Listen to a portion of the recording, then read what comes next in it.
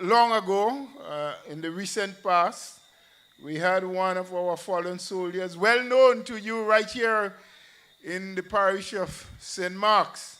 Let's have a moment of silence for our fallen soldiers, in particular, Brother Adrian Spaceman Mitchell. Please, let's stand for a moment of silence.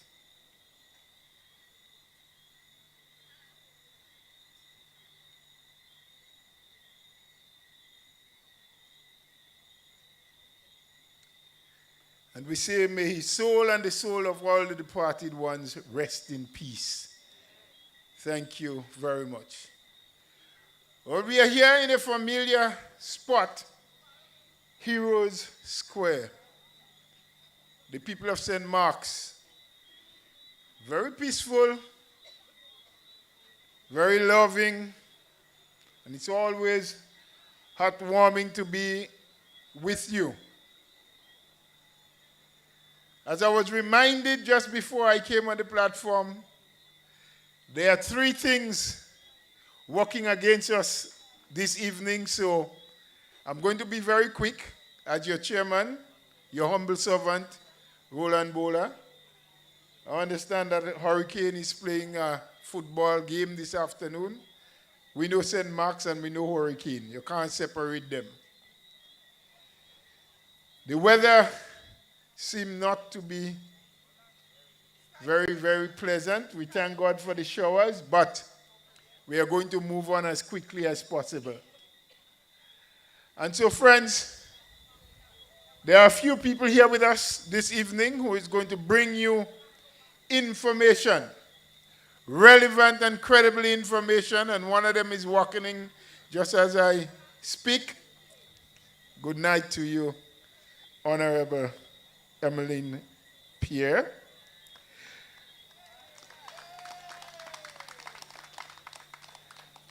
But just outside of your borders, the constituency that is neighboring you, St. John's. There's a gentleman in that constituency who in his own way and his own style meet the needs of the people of his constituency, but in the wider sphere, he does many things for Grenada.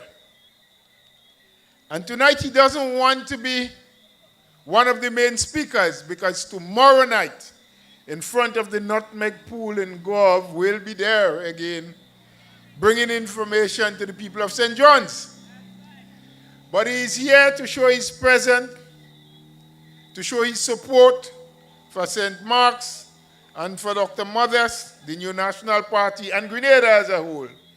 So just to bring greetings to us, I want to invite to the microphone first up to bring some greetings, Brother Alvin Dabrio. Let's give it up for him.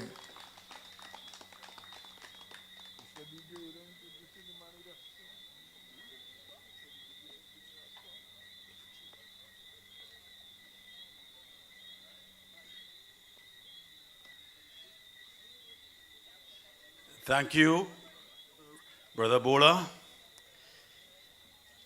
Sister Clarice, the Honorable Member for St. Mark, and Sister Emmeline, the Honorable Member for St. Andrew Southeast. And to all the other members of the head table and to the people of St. Mark, a very warm and cold good evening. Thank you. Well, if we go back a year ago, and we remember that it's a little over a year ago, we had our campaign, and the NNP party said that we are campaigning on safer hands. Now, today, do you understand what that meant? Because we see what happened when you have unexperienced, incompetent people running a country. In the case of St. John, we have a MP that I think she should be a air hostess. Because that's her calling. Because she just want to fly. And even when you travel, she just keep embarrassing us all the time. Even locally, she embarrassing us in the parliament. Because what she realized is that when you go out and you're representing your country, you have to know what you're talking about, right? This is not a learning job. You have to learn before you get elected. But anyways, the people decided that they would give her a chance because in the campaign, the Teflon boy, which was the leader, was preaching a lot of good things. So some people say that they would go for it. And boy, are they disappointed today. Because going back on her, we see that in the parliament, she was talking about when you go out and you're meeting people, but she says, when you meet those big dogs, which means that, and she said when she meet them, she talk about how you have to be careful, whatever. But that is because that is beyond our league. You cannot go and negotiate for us. And then when the speaker told her, well, we don't use that language here, she said, I said big boys. So even there you lie throughout the campaign, and you're still lying in parliament. These are not the people that we want to represent us. Because I thought after the election I was going to pack up all my tools and everything, political tools, and relax. Because I said that, well, let's see. They did a good job in the election, preaching what they would do. So I said, well, let's see that. But after a little while, when I realized we're going downhill, when I see how they take out, the guy said they was going to give people more than $650 a month for the seed program, and you get there and you take out 150. And watch, when he started talking, he blamed the NNP for giving you 450, you know. He blamed NNP, and he get there and he take out 150 in these guru times, and at the same time put on tax on sugar and all these products that people need, the basic products that people need. And the same guy said you're going to take off VAT for a year. So people thought, without the VAT, things going to be better, because he said he was going to eliminate poverty. But what is happening now is that they're increasing the poverty in the country. He said they're going to build all kind of homes and everybody would get a house with veranda. And what has happened? The housing that the NNP negotiated for from the Chinese.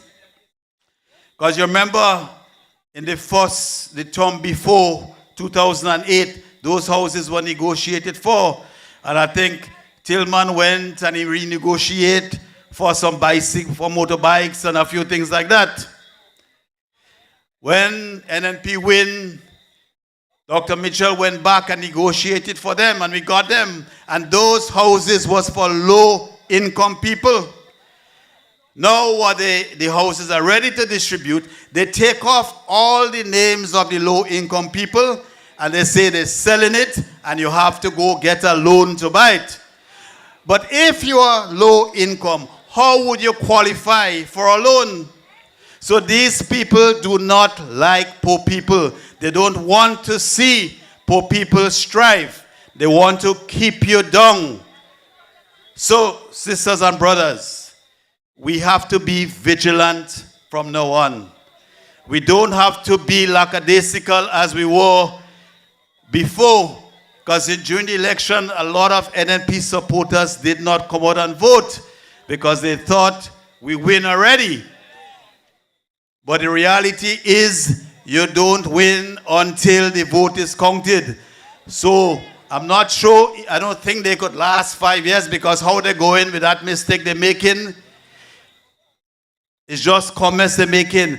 And what he hoping is they go in and take a big loan from Saudi Arabia and hoping that that loan would bail them out.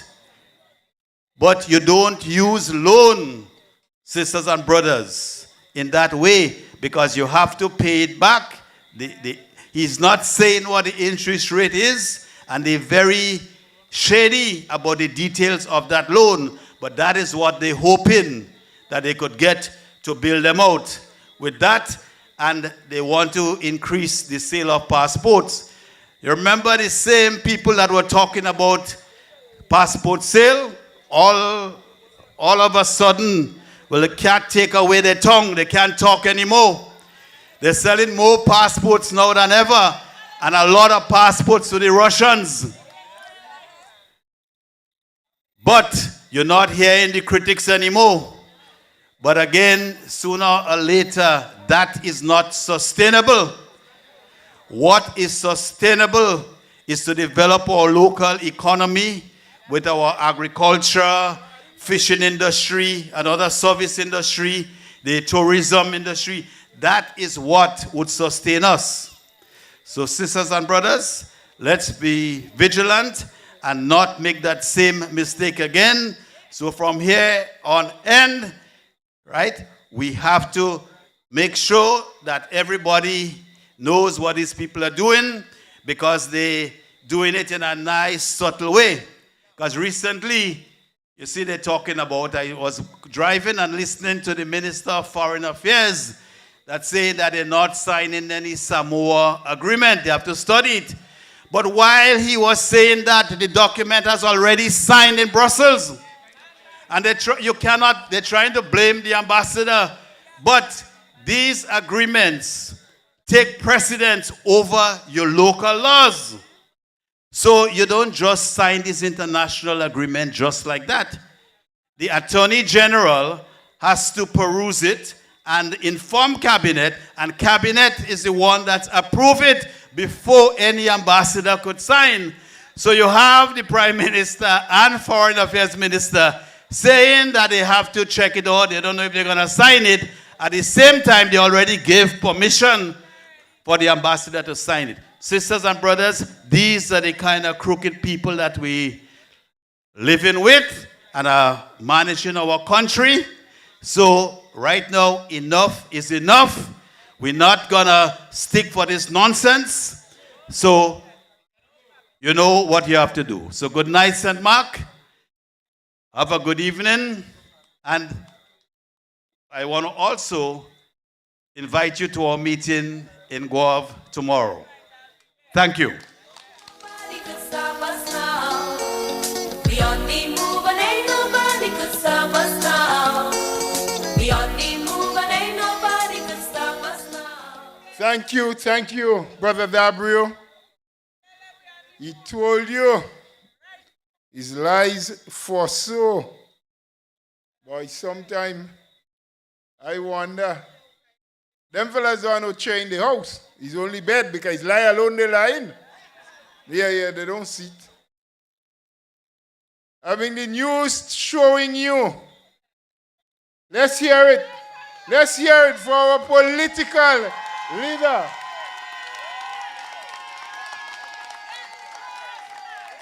Stop us now.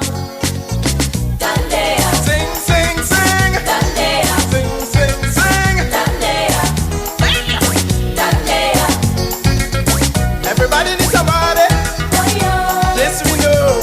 boyo, You need me and I need you. boyo. The feeling we show.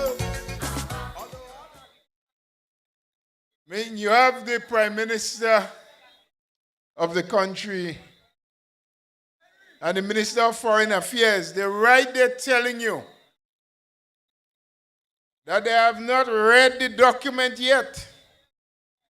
That they must first look at it and decide whether or not it will infringe on the rights and the moral standing of the people of the country.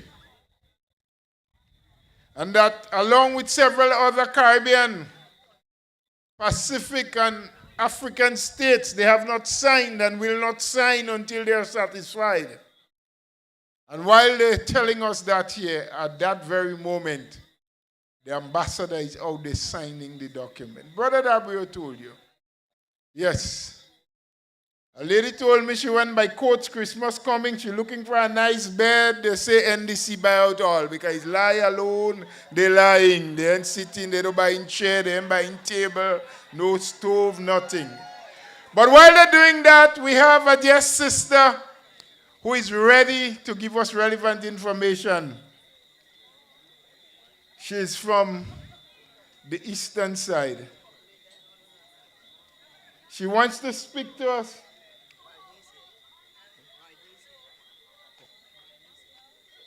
All right, so sometimes, in test cricket, depending on how the runs going, sometimes you just have to shift the batting order a little bit.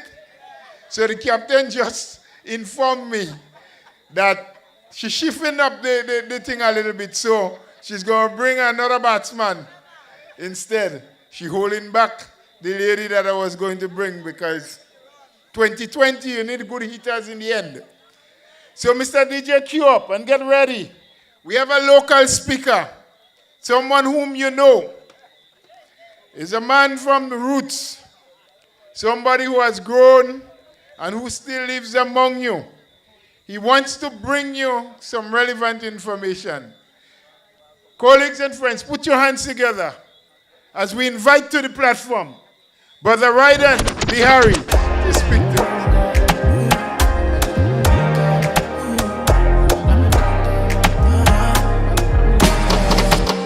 I'm a da. She want them from. Like if I want time, now she come from. I think too long. She want to test. Thank you, Mr. DJ.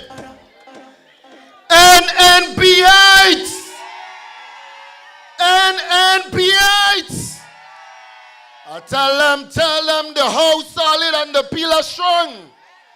And no volume of hurricane will ever shake this house because we are strong. And I'm saying to you, sisters and brothers, when the new national party is in town, we are the real sheriff right here in St. Mark's. I want to say to you, sisters and brothers, let me start by recognizing Dr. the Honorable Keith Mitchell, political leader of the new national party, Honorable Caris Modest-Cohen, Member of Parliament for the constituency of St. Mark, other members on the head table, and you, the beautiful people of St. Mark's, I bring you warm greetings on behalf of the young people of Grenada, Carriacou, and Petit Martinique. Sisters and brothers, today I stand before you, not just as a young man, but, sisters and brothers, as a voice for the unvoiced, a beacon for the ignored, and a representative of the future of Grenada, Carriacou, and Petit Martinique. We gathered in a time of unprecedented challenges, where the dreams and aspirations of our young men and women of this constituency and this beloved country are being crushed under the weight of false promises and political victimization. Sisters and brothers, firstly, I want to start by addressing the blatant victimization at the Ministry of Youth. I said the Ministry of Youth, the victimization that our young people are meted out on a daily basis. Talented individuals dedicated to the service of this beloved nation are being marginalized simply because of the perceived political affiliation. But sisters and brothers, let me let you know, bring the news for them that no force that they employ will make the young people of this country change the boat and the buses that they are riding on, the bus of the new National Party. This, sisters and brothers, isn't just about the attack on individuals like myself, but I want to say to you, it is an attack and it is also an assault on the very principles of democracy and fairness. Let's talk about unemployment, sisters and brothers. The current government boasts about decreasing unemployment levels. I got good news for them. While they're boasting about decreasing the unemployment level, sisters and brothers, the reality on the ground today in Grenada tells us differently. Sisters and brothers, each week the line of job seekers, youths in particularly, is growing longer and longer, and the hope dimmer and dimmer. The government failure, sisters and brothers, to create sustainable employment for our young people is not just about statistics, but it is a crisis that's shattering the dreams and aspiration of our young people. Sisters and brothers, the betrayal doesn't end there. Remember the promises that was made to the new Imani trainees. I hope they are wrong and they are listening. Remember the promises that was made to the trainees of the new Imani program. Promises of permanent placements as soon as they get in. Tell me, sisters and brothers, how many trainees of this program was given a permanent placement thus far? They will wait for the new National Party to return to office for we to make them permanent again. And this is something that we started years ago. It's not something that we're just going to start when we return. Tell them we started the journey and we're going to return to office to continue this journey, sisters and brothers. Sisters and brothers, the stagnation at the Ministry of Youth is very alarming. Yes, I say very alarming. And if you ask me why, I will say that to you. No new program has been introduced to engage our young people of Grenada, Carriacou, and Petit Martinique. Sisters and brothers, the initiatives that we are seeing today are remnants of the programs of the new National Party while in office. And to add insult to injury, sisters and brothers, the 2023 budget for youth development was mercilessly slashed by this current NDC government, sisters and brothers. How can we progress when our foundation is being eroded, sisters and brothers? How can we go forward by removing a budget from a high point to a low point? But tell them we have good news for them. Very soon, when this government is out of office and we get ready to bring back the sheriff in town, this country will see what is real youth development. Sisters and brothers, let us not forget the CES grant program. You know what CES means? The CES program, which is the talking point. A beacon of hope for our young people, our young entrepreneurs, funded by monies procured by this new National Party government. Yet, sisters and brothers, under this current government mismanagement of this program, especially by the NDC representative from this very parish, the program has failed miserably, sisters and brothers.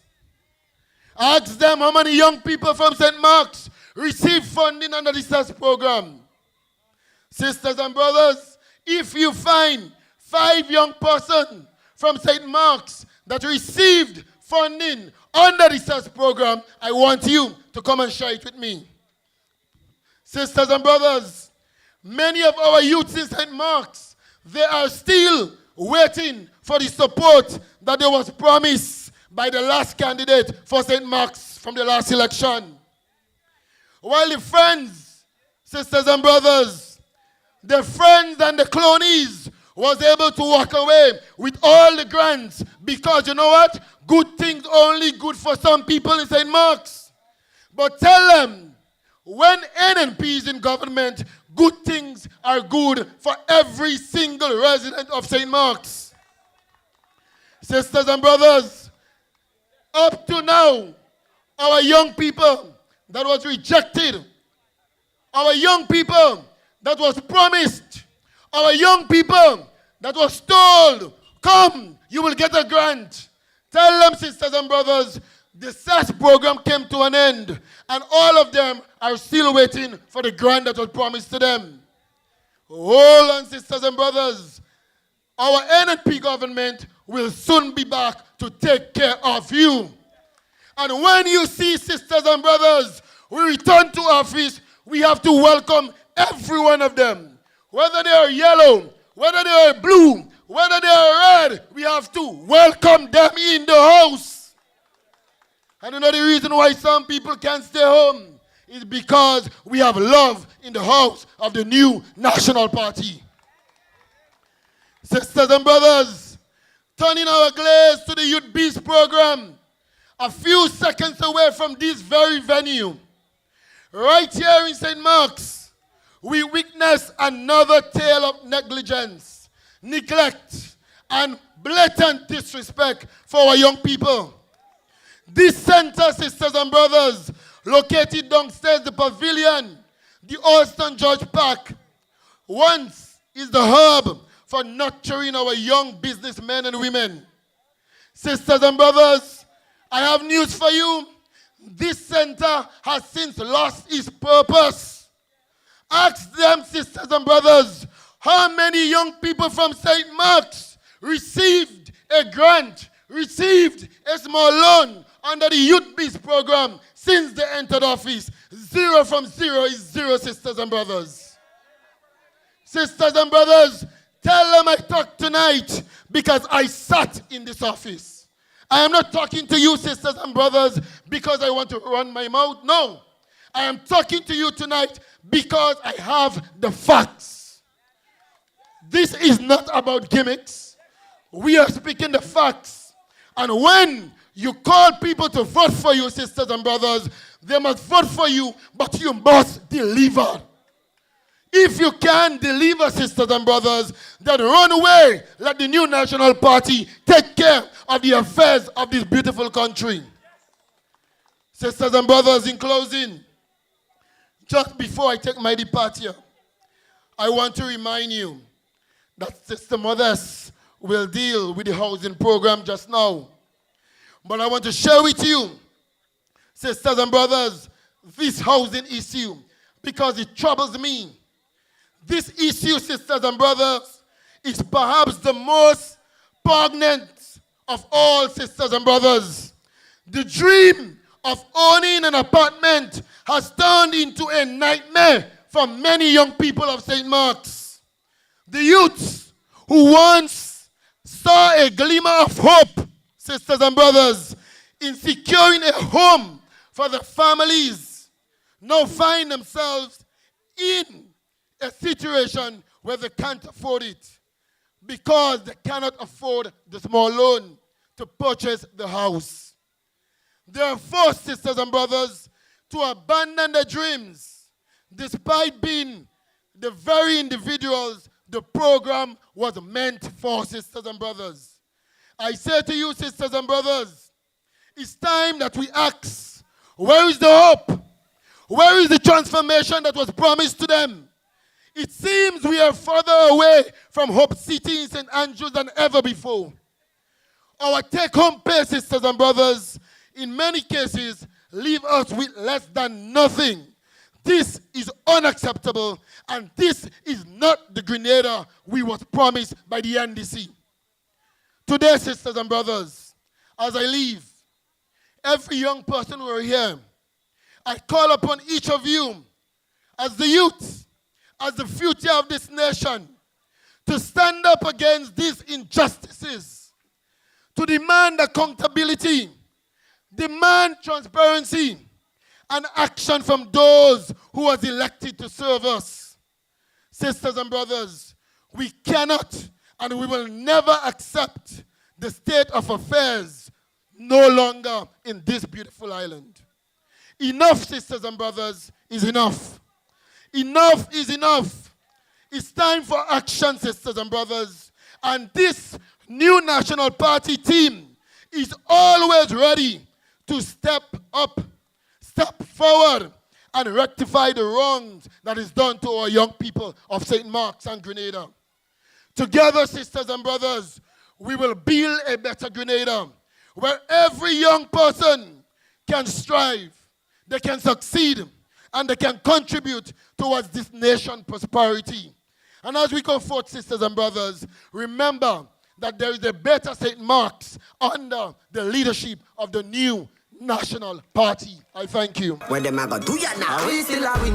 Whoa, are we still a win? We still a win. We still a win. Are we still a win? Them girl keep the black thing shining. We still a win. Well, thank you, Mr. DJ. I want to congratulate and thank Brother Ryden. Let's clap for him again, man. Give him some claps. Don't be afraid.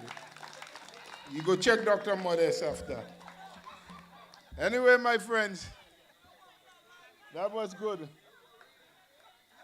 He spoke the truth. He told you what was happening. A better Grenada is possible, but only with the new National Party. Friends, we have not been perfect. We did not do everything correct. But you know as well as I do that you were much better off. Life was better for you. Your hopes and your dreams you kept alive, but now they have all died. As Brother Ryden said, the homes, the houses, as we call them, the Chinese houses, were built for you, the unemployed, the low income.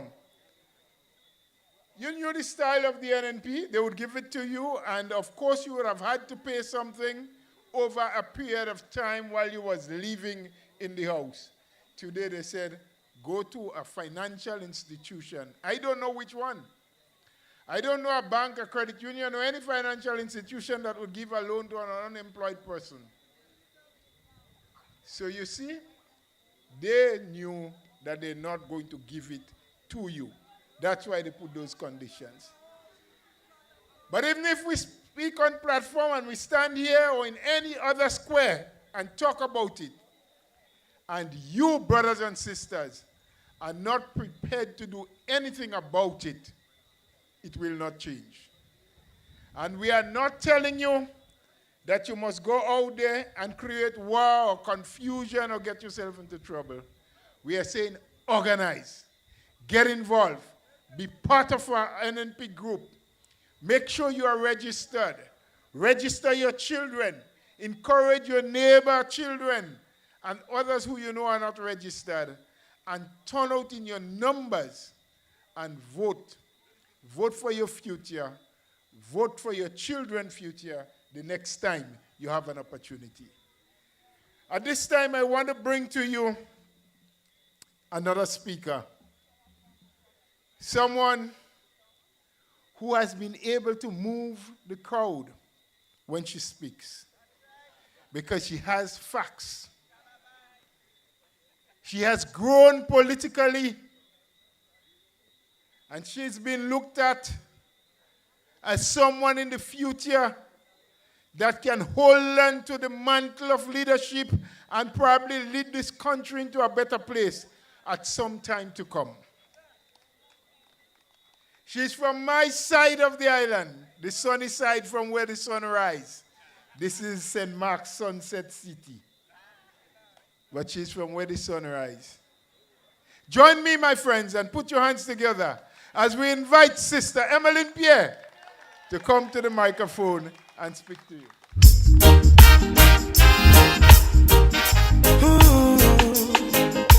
Natural beauty, you know. Yeah. No, I've never never been someone shy.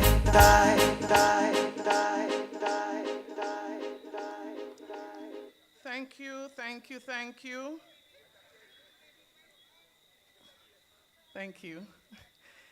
Thank you, Mr. Chairman. I want to recognize especially the political leader of the New National Party, Dr. the Right Honorable Keith Claudius Mitchell.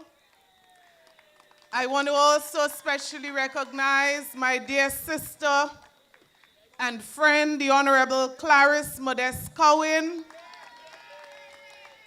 I recognize tonight a loyal and dear colleague, Brother Alvin Dabrio, other executive members of the New National Party present with us this evening. Of course, you, the supporters of the New National Party who have braved the weather, and you are here this evening to listen to the voice of the New National Party. Other people of St. Mark's who are here, I welcome you tonight, and I thank you for your love and for your loyalty. We would never forget you. We would never forget you. Brothers and sisters, this evening, in spite of all that Brother Bowler said, it's not going to take you a lot to see that I'm not feeling my best this evening. But I chose to be here with you because I believe that these are crucial times. I believe, brothers and sisters, that this is a time when more than ever this country needs to hear from the representatives of Her Majesty's opposition and a party that has led this country well for many years, the New National Party. Brothers and sisters, I believe we have two serious responsibilities. Responsibility one, to provide hope to the many people of our country who say to you day after day that they feel hopeless. But we also have a responsibility to be the voice of the people. And I say to you tonight, don't allow anyone to intimidate you, to feel that you don't have a right to express your views as citizens of Grenada, Carriacou, and Petite Martinique. You see, there was a time in this country, brothers and sisters, when the mantra was, let the people's voices be heard. There was a time when people marched up and down because they said the people of Grenada have a right to speak. Brothers and sisters, that should not change in 2023, meaning that the people of Grenada still have a voice, and they deserve to allow their voices to be heard. And those who promoted this for years must never forget what they promoted. And so I say to you that this New National Party will not stay silent as it relates to expressing the views of the people throughout the length and breadth of this country. Brothers and sisters, but more so, we never in government objected to the people of this country expressing their views openly so. So that is why when people came in front of Parliament with placards, in some cases almost obstructing, we never had a problem, because we believe that people have a democratic right to express themselves. Brothers and sisters, we never had an issue when the government said that we were going to the National Stadium to celebrate our national independence. We had no objection when people were mobilizing Grenadians to go to another location to celebrate something else, because we respect the voice of people. Suddenly, brothers and sisters, it's very obvious that once you express a different view to that of the government in office, something wrong with you. People are bullied online. People are called all kinds of names. People are threatened for expressing their fundamental right, the right to express themselves. And if you know me, if you know the party that I come from, we support that when you do that respectfully. So that is why we are saying to you tonight, do not forget when you are told that your voices must be heard. And so tonight, brothers and sisters, I want to say to you that there is hope. Even in death, there is hope. And I want to encourage every person in the constituency of St. Mark's, do not lose hope. One of my dear constituents, I'm sure she might be listening, Miss Elsa Corey, and she always say, the longest prayer have an amen. The longest rope have an end. And so, weeping may endure for a night, but we know that joy must come in the morning. So whatever you go through, I say to you tonight, one thing you don't do is to give up hope. Because with God, all things are possible. So tonight, without any light here, Mr. Chair, I want to share a bit with you. And there has been a lot said even tonight. Every speaker made reference to the Samu agreement. You know what troubles me most? I'm going to tell you some other things that troubles me. But what troubles me most is that you listen to some people and they give the impression that people have no rights anymore to be concerned about anything in Grenada. Brothers and sisters, anything that affects Grenada, Carriacou and Petite Martinique, you have a right to be concerned. You have a right to express your concern too. And that is why, yes, you pay your tax too, but apart from that, you're Grenadian. Even if you don't pay tax, you have a right. And that is why we are extremely concerned about this agreement that the government of Grenada has just signed on to. For me, brothers and sisters, the biggest concern that I have about this agreement, I'll tell you, is to listen my Prime Minister say that he never read the agreement. In other words, he has no idea what we have just signed. God have mercy. Thank you, darling. Now, if we are going to be signing agreements, if we are going to be signing documents that can have implication for our country and for the future of our country, and we are not reading those documents, well, we are in serious trouble. So I'm not going to debate whether he told an untruth, he lied. I'm not going to go there. I am going on the basis that the man said to us, he did not read the document. And I said, that is worse than reading it and signing it. Not to read it at all, because it means we have no idea what we signed to. God help us. God help us.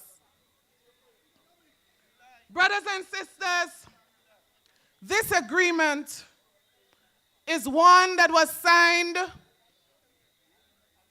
among EU, member states, and members of the ACP where we come in.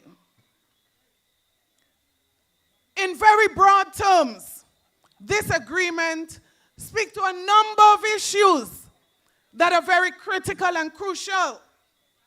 So it speaks about environmental sustainability.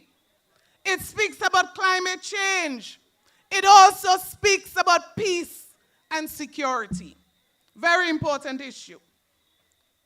It speaks about human rights. And we know that our Constitution protects the human rights of citizens in Grenada, Carriacou, and Petite Martinique. So I don't think anybody is questioning this particular issue. Brothers and sisters, we also know that citizens of this country do have a choice of the kind of lifestyle that they choose to adopt.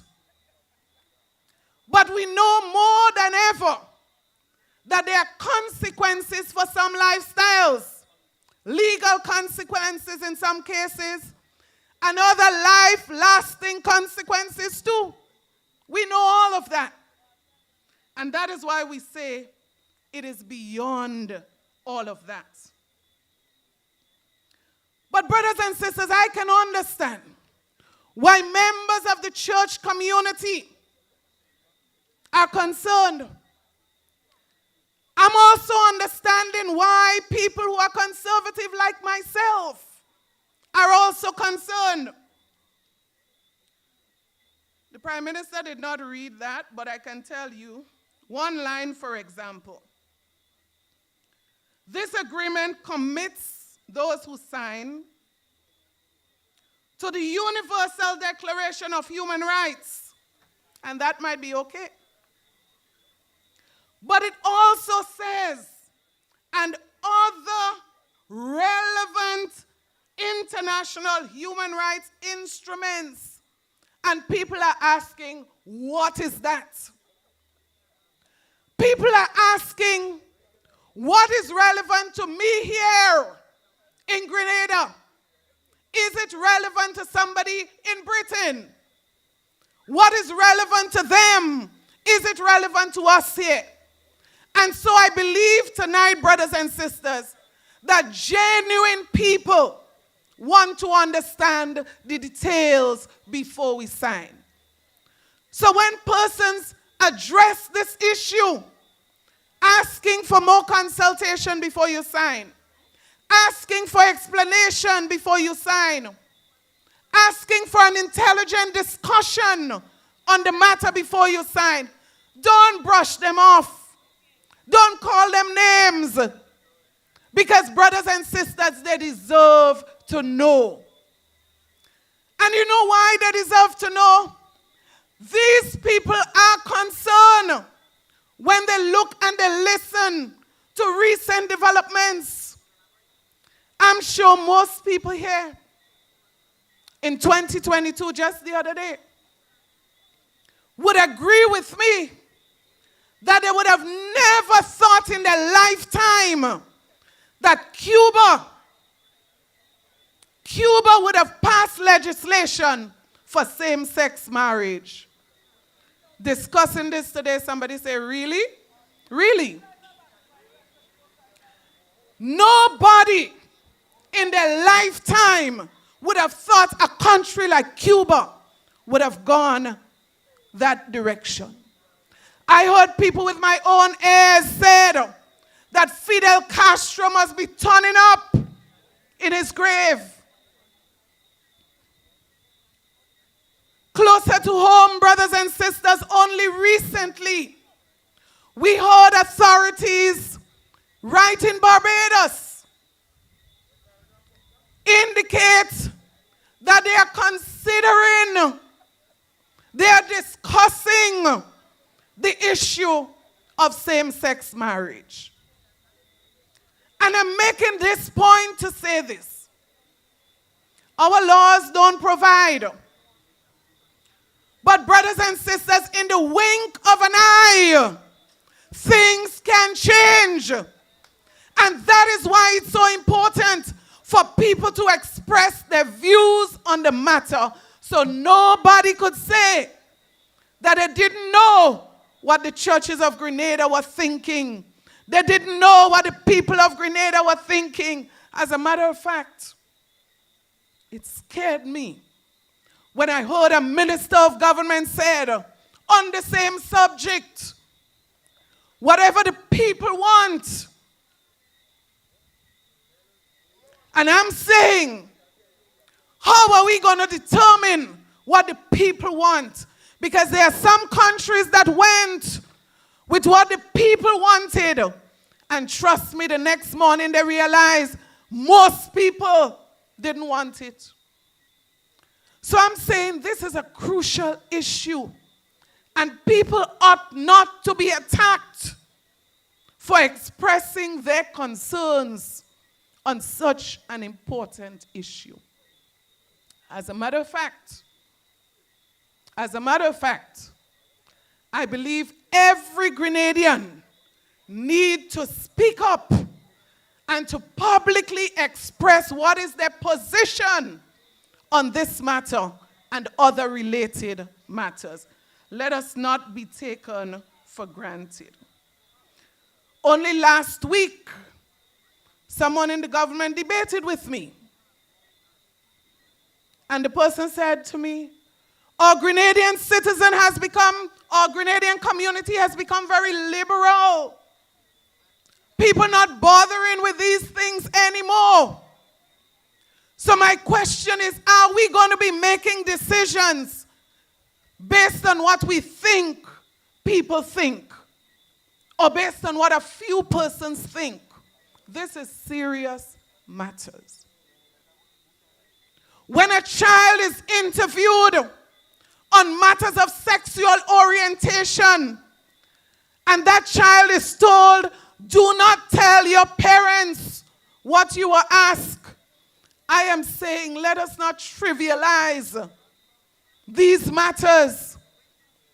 So while in the wording of a document, it may not speak to a particular subject, it may not call a subject by name, I'm saying let us not trivialize.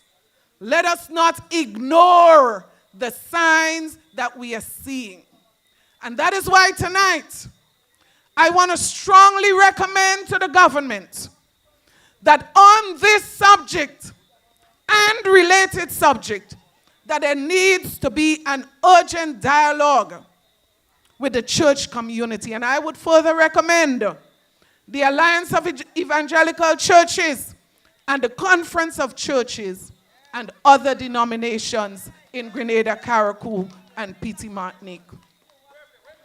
As a matter of fact, I would call on them to state their position more clearly, because people are assuming that when you don't talk, you agree. And we ought not to go that direction.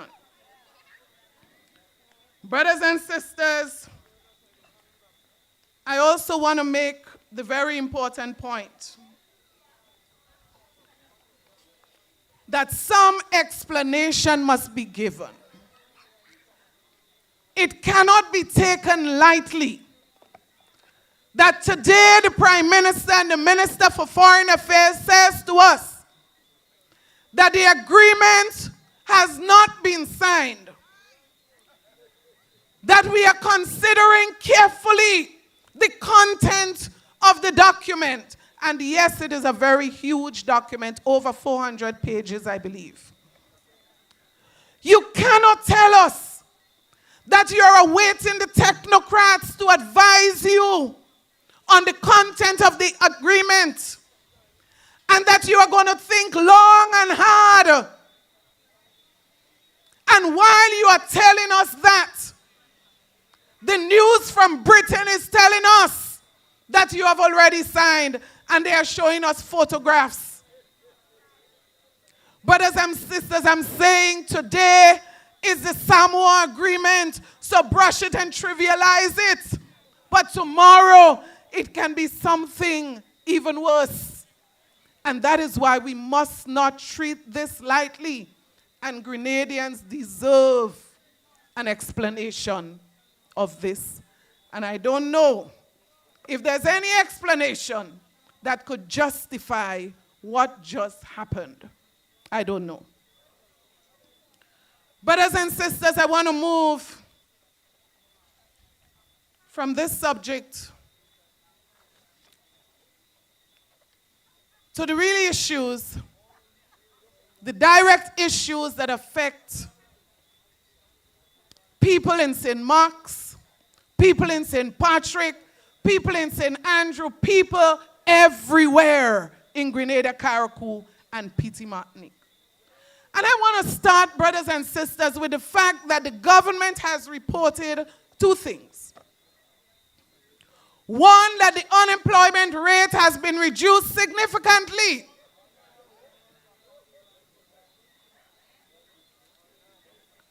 The unemployment rate, we are told, has been reduced significantly.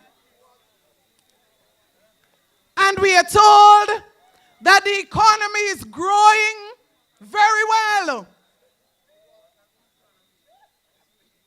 Brothers and sisters, we are told that the IMF has given a glowing report to Grenada.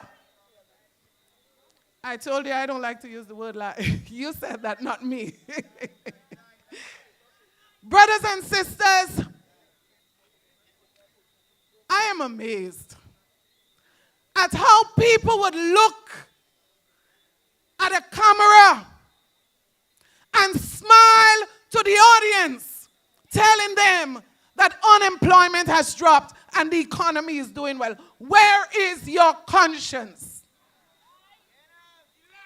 Because if you travel right around Grenada and you take a trip to Carriacou, I am sure that you would find no one in this country who would agree with the IMF, the government, the ministers of government who says things are better.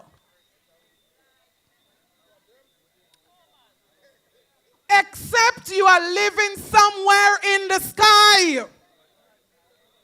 Except you are not on the ground here in Grenada, Carriacou, and Petit Martinique. There is no way that you can agree with any person, living or dead, that says to you, things are better, the economy is doing better, and people are getting more jobs. I say just walk around 10 minutes in Grenville, 5 minutes in Croshoe, 2 minutes in Soubise, and just take a minute around St. Mark's, and you will draw your own conclusion. Brothers and sisters, the number of people who have lost their jobs between the last election and now, and I'm talking about people, not people who have lost their jobs in the private sector. I am talking about people who are working directly with the government. We were keeping a list in our constituency, and in our constituency alone, we were talking about 90 people. And I know for sure this government has not employed 90 people in my constituency since the last election. And that is the point I'm making. You're firing people left, right, and center, sending these people home, knowing their circumstances. And while you are doing that, you are boasting that the economy is growing, unemployment going down, and you're still boasting about the amount of hundreds of millions you're getting from CBI. Where is the conscience for the people of this country? If CBI is making far more money under this administration than under the past administration, then we expect the reverse to be happening. If you came into office and you found a pregnant treasury, as you said, so all the things are working well for you. You met a pregnant treasury. You're selling more passports, as you say. You're making more money from CBI. The economy growing. Unemployment going down. But people balling more. Something is wrong. The math's not adding up. And that is the problem, brothers and sisters. The maths is not adding up. Except somebody don't know maths. Something is wrong. You see, we try to explain our best to people before the last election. Brother Bola, stop me anytime you're ready.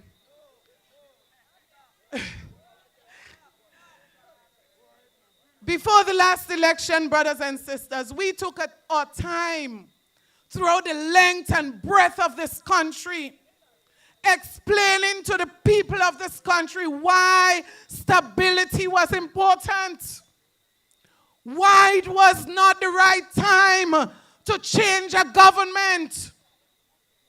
We took our time to explain to you that the NNP was not a perfect party, but it was the best option that you had.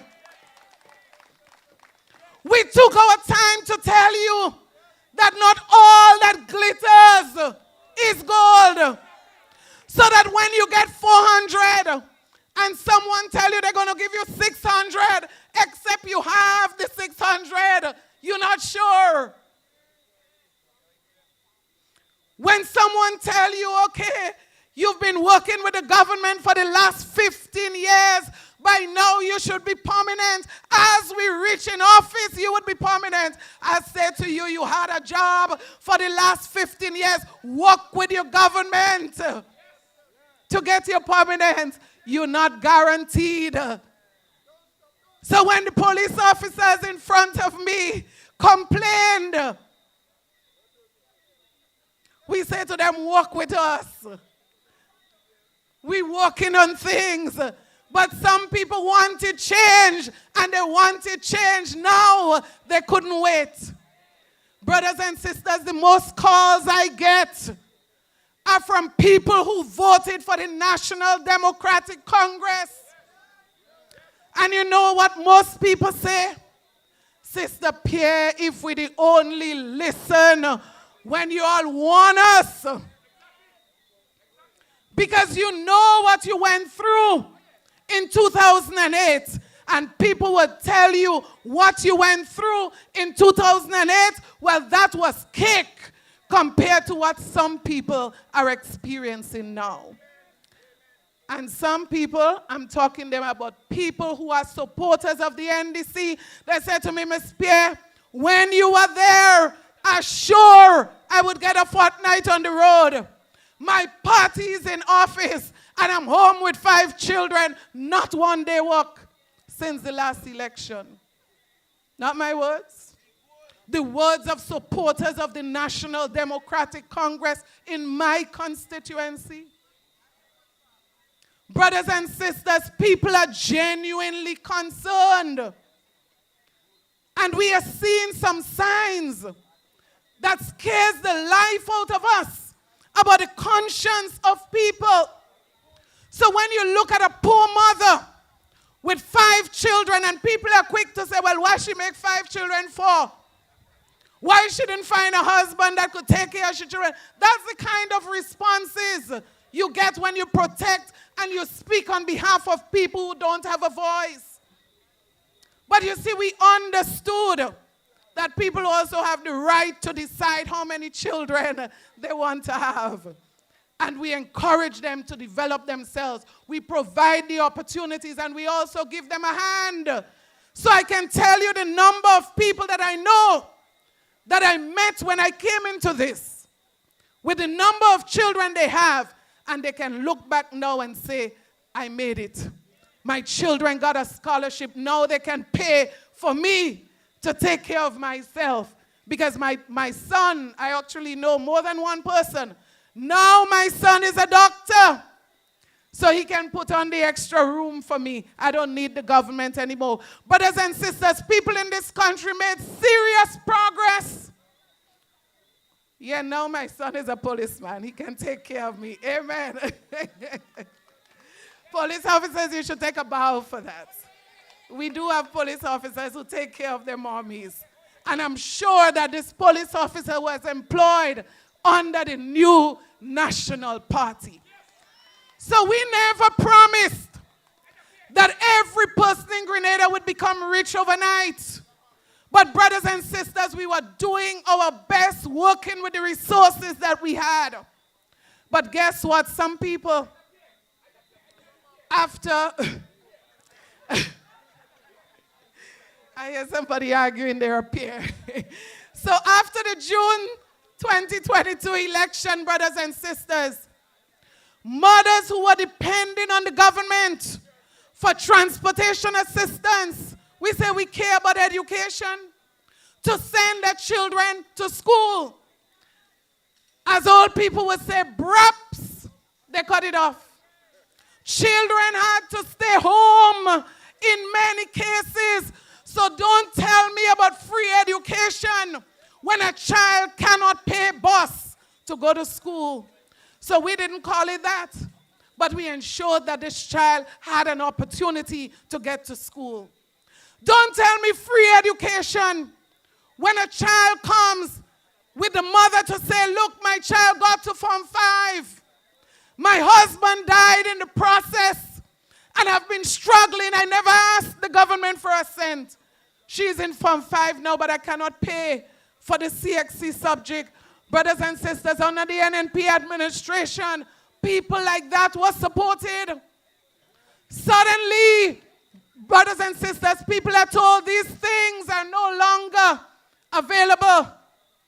Medication for people who needed support that could not buy basic medication. Brothers and sisters, all these programs were abruptly removed. You cannot care about people and not care about how they survive.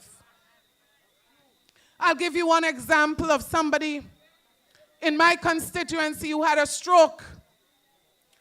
When she was asked, why you allow the pressure to go so high? This is somebody who lost their job. She said, I cannot afford anymore to buy a monthly supply of medication.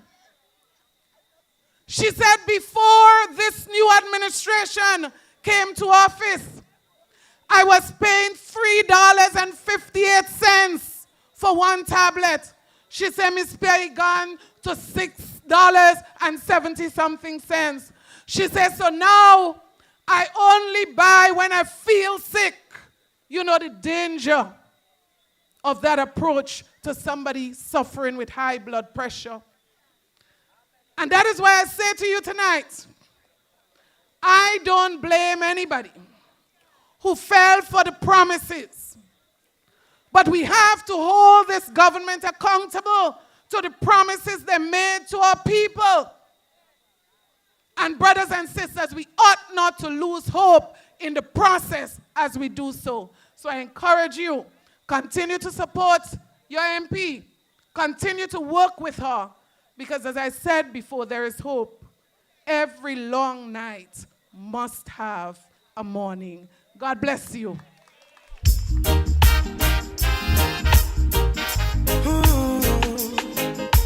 Natural beauty, you know. Yeah. No, I've never been someone shy. Weeping may endure for the night. That's what the lady said. But joy cometh in the morning. Yes, sir, I hear you. After 5 years of weeping. Yes. Yeah, but I realized you were serious. You know, we have to be serious about everything. We have to be serious about what we're signing. We have to be serious about what we're saying.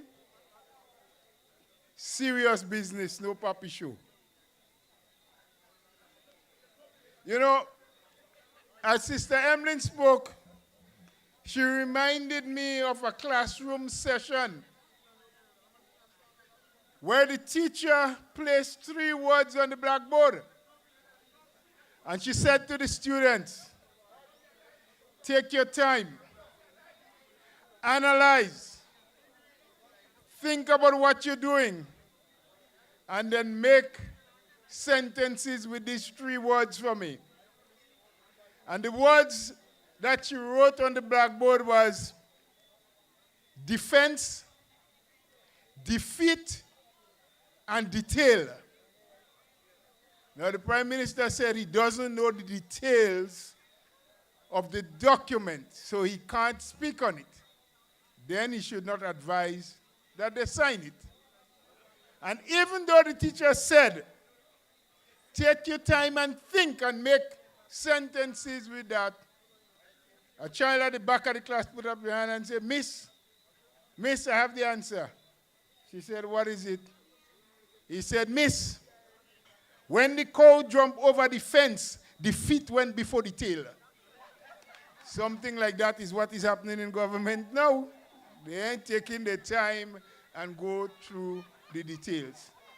Anyway, we are going to show them how to detail things. And in this beautiful parish,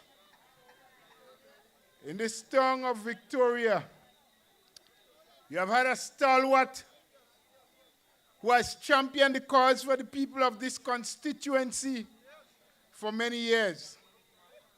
She has not been perfect, and she has not been able to accomplish every single thing that you expected of her. But I had the pleasure of serving in government along with her, and I know that when it comes to St. Mark's, she wastes no time, and she spares no effort in making sure that St. Mark gets its fair share of the national pie. My friend, she's still in the vineyard today.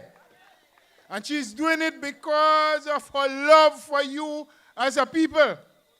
So I want you to join with me and put your hands together with good applause as we invite Dr. Clarice Modest Cohen to come.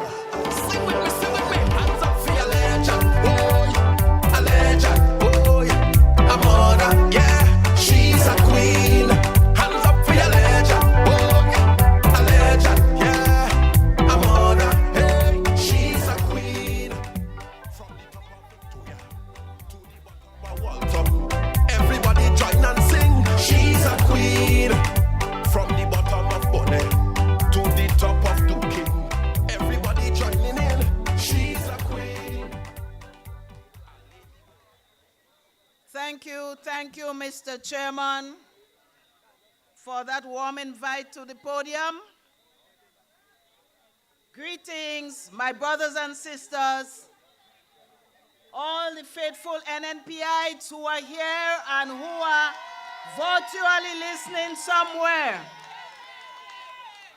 All those who got a little fooled and they went and they come back into the house of the NNP, welcome back.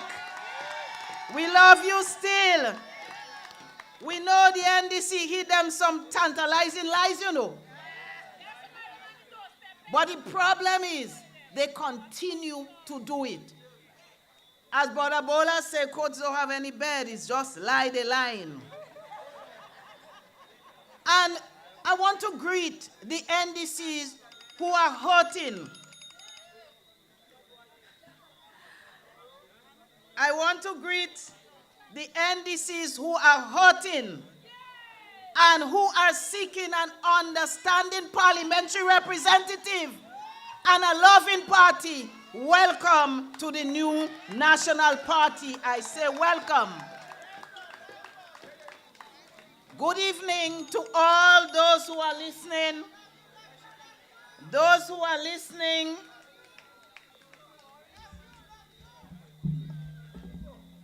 on social media, on the various platforms. We are so happy that you are here, and we are happy for those who came. And we are here, we of the opposition and the new National Party. We are here because we believe it's important to speak to you, to share our concerns and what is happening to our people and our nation. So, our political leader, Dr. the Right Honorable Keith Claudius Mitchell, is here, and I welcome him. Brother Bola, who is doing an excellent job as a chairman, he's also our general secretary. Welcome, Brother Bola. Sister Emmeline Pierre. Sister Emmeline Pierre, the lady with the cast on her hand. I especially welcome you. And there are so many other members, some of the executive of the new National Party. It is indeed a pleasure. Hey, and my neighbor, Brother Dabbs. Brother Dabbs, well, when Brother Dabbs started with the fire, I said, well, I didn't have to say much. And he's right back on track. Brother Dabbs said, they called the vote wrong. And he let it go. But not this time. When the vote is counted, he will be there. Now, brothers and sisters, you are all aware that we planned this meeting for Thursday gone. But we had to change the date. We had to postpone because Dr. the Right Honorable Keith Claudius Mitchell, he had a duty to perform on that day at the University of the West Indies in Barbados, Caville campus. And our leader did an excellent job. He made us proud. He didn't go and curse nobody in Barbados and tell them they're not Barbadian, saying all kind of wrong thing. He did not go and curse NNP and say wrong things about NNP. It's one set of people that has gone bad talk their own party. How you go in another country and bad talk the party that put you there? Eh? The man did not know about NDC. NDC lay a cushion for you, come and you just rest yourself on it, and you go and you bad talk them. One day we have to afraid that man. But I want to congratulate Dr. Mitchell for the excellent presentation he did in Barbados. That is representation, brothers and sisters. That is how you go abroad and do what you have to do. And I know the doc well prepared. We know that. He prepared, and if he had to sign something, he would have read it first. But especially if you say he's a lawyer, you have to read it. And you have to guide your cabinet and your parliament who are not lawyers. But you let it sign, and the excuses you didn't read it, I won't say that. Brothers and sisters, so we had to change. And then I realized in the late that Hurricane had a match today. I want to say here that we wish Hurricane well. And I want to say here today that Dr. Mitchell has supported Hurricane many times over the years from his pocket, brothers and sisters. He did not come to cabinet. So he has always had St. Mark in his heart. And I want to thank him for that. Brothers and sisters, you saw Sister Emmeline Pierre with the left hand in a cast. She didn't put that cast there for herself. Sister Emmeline Pierre had surgery on the hand, and I want to talk a little bit about that. I want to explain something. Sister Emmeline Pierre had surgery on her hand the day before the finance committee had to meet. What was the date again? The 16th, Sister Pierre? And no, the committee was supposed to meet on the 17th. So the thing is, she had her surgery because we got a schedule. And the good lady, even though she had problem with the hand, she said she wants a schedule that does not conflict with the meetings of Parliament. And she made her appointment with the doctor. Only to find out they changed the date on us. Because they don't, you know what the Finance Committee meeting does? We all as MPs, people who members of Parliament, who represent constituencies, we sit down and we discuss what the budget is going to be like. So when you don't want the man who knows about statistics to be there, Dr. Kit Mitchell, and you don't want the rest of us who have some experience, you must have a plan that is not so good. Why you don't want us? Why you change it on us so quick? And you send a notice with no documents. So even if you gave 7-day notice and there are no documents, we still could not prepare, brothers and sisters. You know, a few days ago, I was with Sister Pierre in a meeting, and when the speaker, he might be listening to me, when he saw her hand, he said, hey, Miss Pierre, Honorable Pierre, you had a serious thing. She said, yes, I told you all that. And we were asking for a change of date to give me a few days to recover. But we could not have had that, and so we could not represent you in the meeting of the Finance Committee. And that was very sad. So, brothers and sisters, we know that that will continue. We know what we speak here are the facts. The documents can show it. We can bring it to say when we got the notice for the 17th and when we got the change with no documents for the 13th. But brothers and sisters, I want to move into something that is more at home. And I want to talk about the bushing because I hear a lot of complaints. This is what I'm hearing more than anything else about the bushing. You know, we have always known the importance of the bushing. How it helps the people who are unemployed. How it helps pay the water bill and the light bill. How it sends children to school in low time, pays the buses and so helps them in different ways. And how it energizes businesses, especially the local shop. Walk around and ask the local businesses how they're faring and how they used to fare before. And everyone, even the NDC business people, will tell you that things really tough. It has gotten hard. But I am asking myself how we get so hard when the economy is supposed to be thriving and so many passports selling more than NNP ever sold before. And we did not sell it. We had a process. We had a process. It wasn't selling a passport. It was indeed a citizenship for people to come and develop the country. But now it seems it's a fast money, brothers and sisters. And these are the people who criticized us for a well-researched CBI and a well-conducted CBI. And today, CBI is a problem for the people of Grenada, Carriacou, and Petit Martinique. Brothers and sisters, the same people who told some of you the bushing is not good, you could get a better job. They never ask your qualification. They never ask if you want to study more. They never ask how they could help you to get a better job. But they said the bushing that NNP giving you is not good. But looking around, the same people that follow them is the same debushing, and I have not seen any better job in St. Mark up to today, neither in Grenada, Carriacou, and Petit Martinique. It's the same debushing. But it's now we know the importance of debushing. We used to have in St. Mark 40 contracts every time the gang going out. 7 persons. Multiply 40 by 7 every fortnight. 280 people went out to get a living, brothers and sisters. And if you think the bushing is not important, you just had to go up in recent weeks and days, up Mount Sini. That is the road that if the road break down there by La Sus or going to Guave, that is where we have to pass through Brothers and to get to St. John so we could go to St. George's.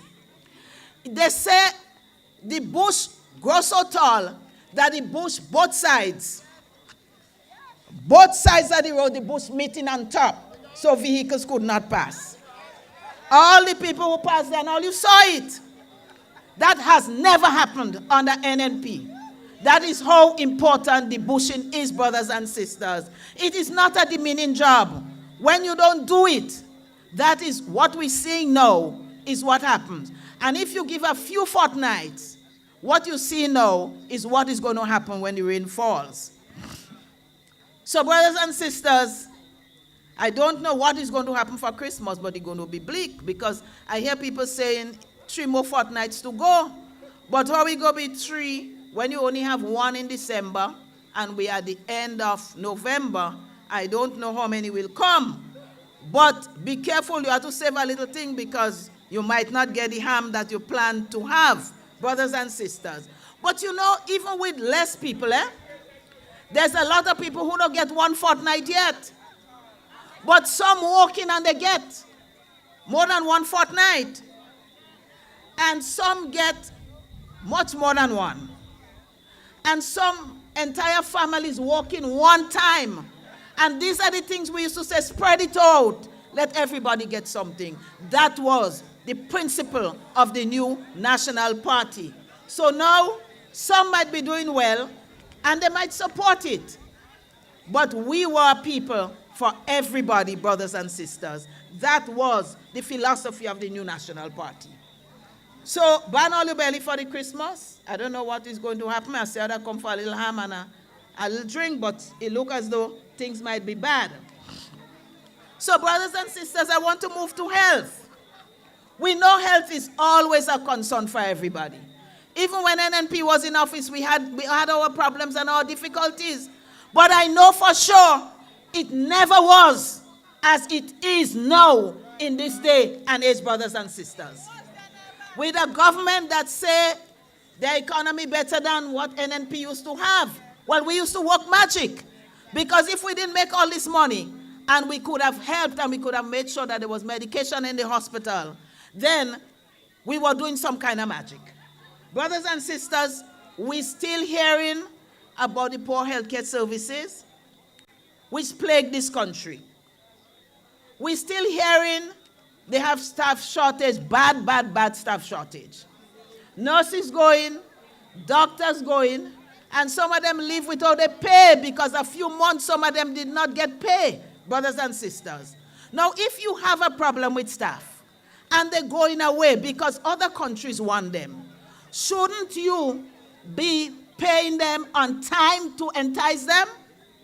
And if you say you give them $500 as an incentive to stay, but you go back and you take tax on the $500, so work it out, they're getting less.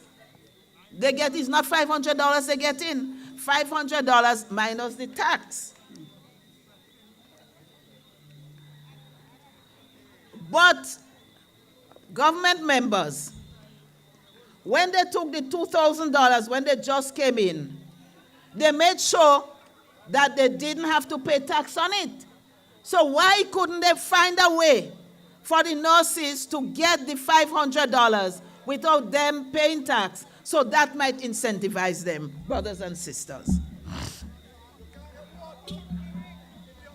Brothers and sisters, I know for a fact that the Minister for Health got an invitation to visit Cuba. I have not seen anything in the news or heard that the minister has gone there. And I mention this because when you do not have the appropriate staffing, some nurses have to do almost a double shift. They come in from work and they're asked to hold on to see if somebody else would come. And if nobody comes, sometimes they do a double shift. Imagine a double shift standing on your feet all day. That is not easy. So I remember asking an official, does Cuba still have this program where they send nurses and doctors to other countries? And they say yes. So if we are short staffed, we have had them before, and they have served this country well, then why are we not approaching them?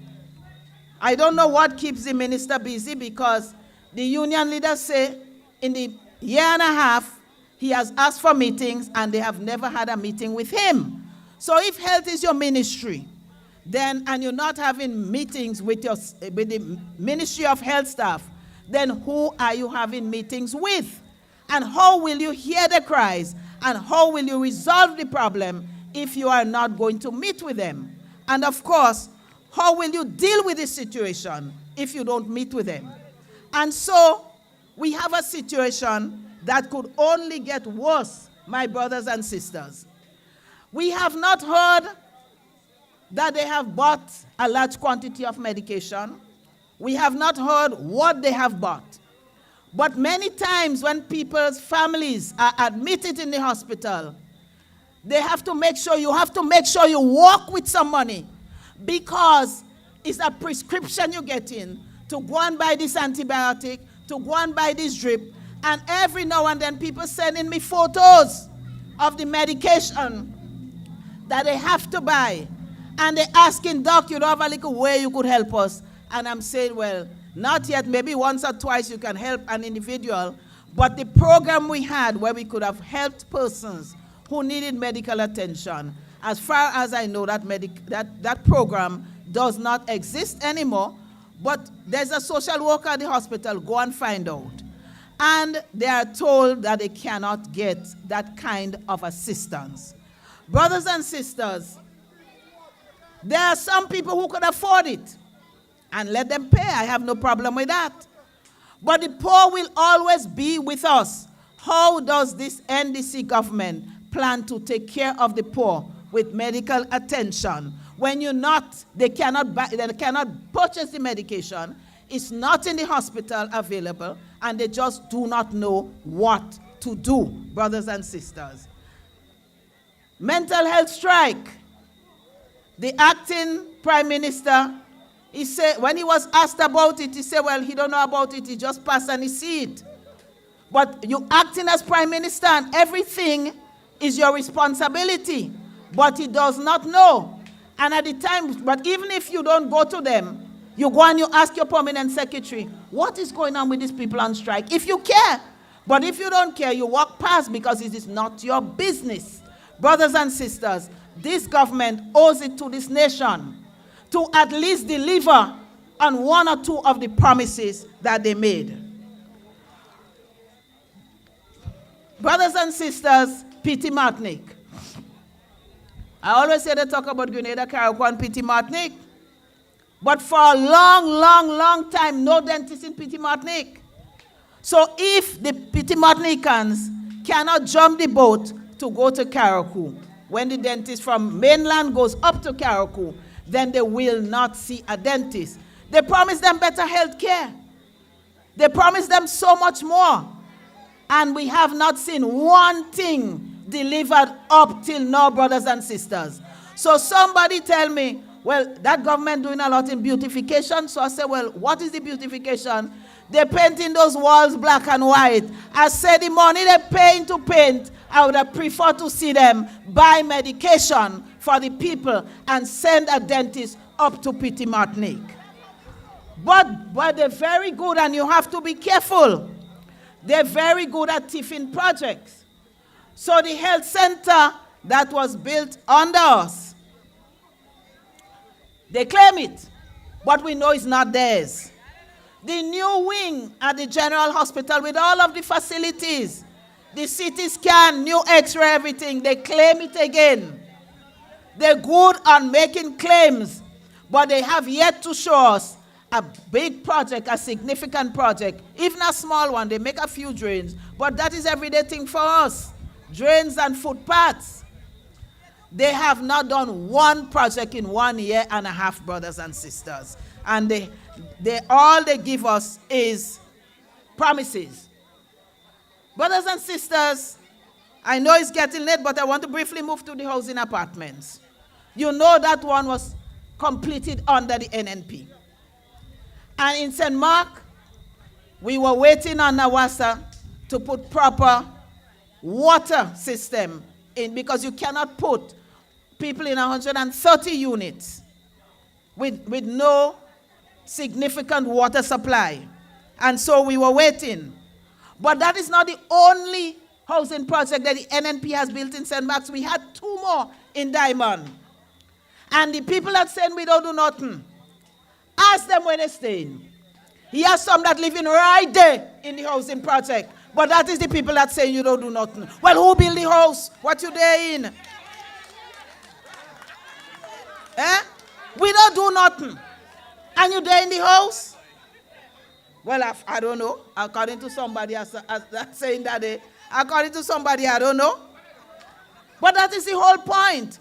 You know, if you go and you snap them in front of the house, the police might pick you up. Because they say you can't just go and snap people just so. But take a walk. Take a walk and you're going to see for yourself. So we did 2, and this is the 3rd. But the 2 before was for middle income. Teachers, policemen, whoever. This one was for poor people, and Dr. Mitchell and the then Minister for Foreign Affairs, Elvin Nimrod, may God rest his soul. They went to China to negotiate the houses for poor people. For people who could not go to the bank, brothers and sisters. So people with low income and people with no income. So if you had low income, you might pay about 25,000, and the government will work out something where you don't have to go and show all kind of papers to the bank. And for those who had no income but were destitute, some of the apartments were set aside for them. So they take the apartments from the poor people and the people who have no income, and now they're selling it for 80,000. Well, if you're making so much money selling passport and the economy is so good, why don't you take care of the poor and the indigent who cannot take care of themselves? So we move from 25,000 to 80,000, and they say go to the bank. So it's not them, They pass the buck. Go to the bank. So when the bank look at certain documents and they ask you certain questions and the bank turn you down, then you can't say it's NDC, but we know who sent people there because that was not the plan. But that is the difference in the philosophy of the new National Party and the National Democratic Congress. We believe that while we have to develop the country, and we have to help, and we have to create the enabling environment for those who have the money and could afford it, we also know that we must take care of the poor and the indigent, and we have done it. We have done it so that maybe when the project started, you had persons under the seed who are no longer under seed. They are policemen, they have professions, because we send them to school. You cannot uplift people by ignoring them and hating them because they're poor. You uplift them by assisting them to educate themselves, and then they will be able to take care of themselves. Brothers and sisters, some people did not even go for the interview because they know they could not meet it. And I'm still begging this government to revisit, to relook, and to have a heart, which is the symbol, and to let these people who are needy get an apartment. Brothers and sisters, welfare, the seed. Somebody sent me a clipping today where our present Prime Minister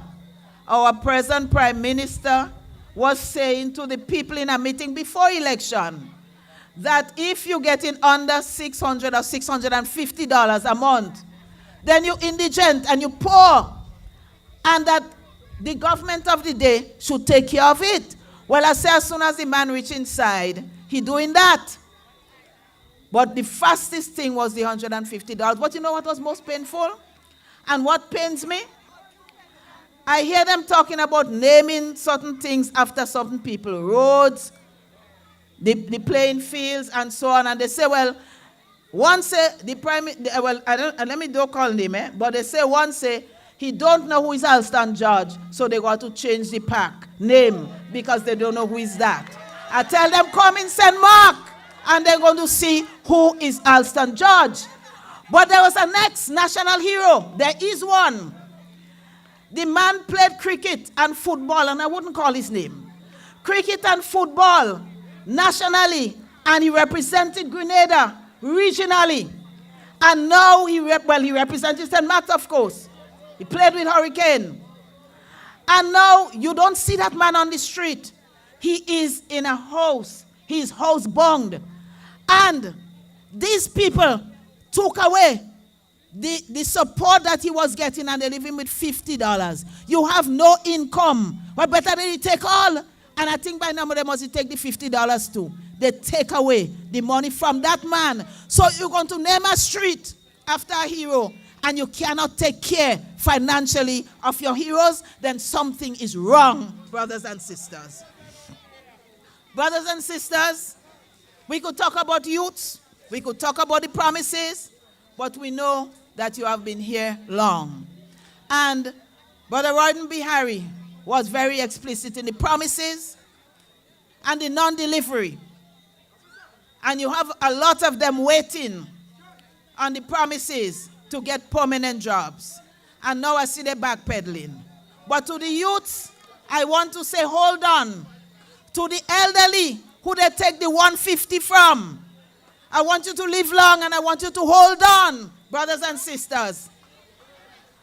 To the young people who lost their jobs for no reason at all, and for the young people who left school and soon will be leaving school again, who have no hope for a job, I say, hold on. And as the old people say, time longer than twine. And you will see Anne's Belly. And Anne's Belly coming very soon. Anne's Belly coming very soon. We cannot take much more. And brothers and sisters, as Sister Emmeline Spear said, we have to talk. We cannot stay quiet. We must talk about these things. All the promises. If these people give us what they promised us, we probably wouldn't have no reason to be on this platform. Brothers and sisters, we love you. We care about you. Good night.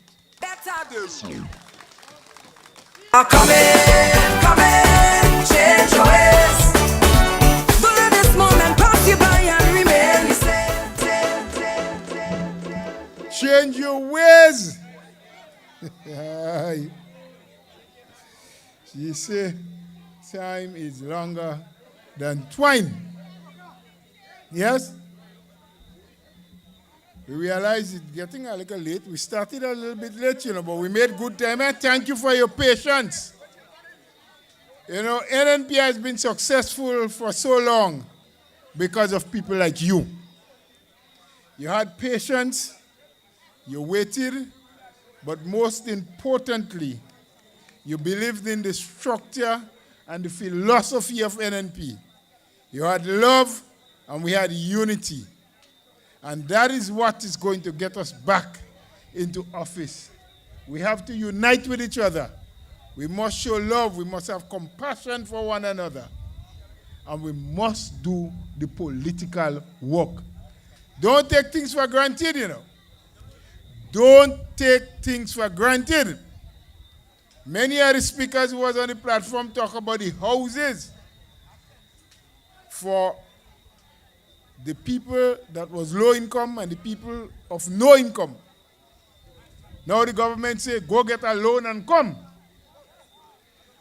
So some people say, well, boy, those in the diaspora, they say, we have money already. They say, come with it. That is not by chance. That is not by chance. There is a plan behind that. Once you have a house in Grenada, you say you live in Grenada. Then you register in Grenada, and so you vote in Grenada. Careful. Keep looking. Don't do like them and say, we ain't read the document, but we sign. Look at the details. Okay? So let me not waste no more time. I know some people, I see them, and I know they just go to Catholic church, so they had to go to church tomorrow. So we need to bring the man. We need to bring the man. Yeah? You ready? Your man? Well, Bonje, that man know they in that. I know that. Anyway, not me that say. My friends, we're getting to that place where we need to hear the clarion call.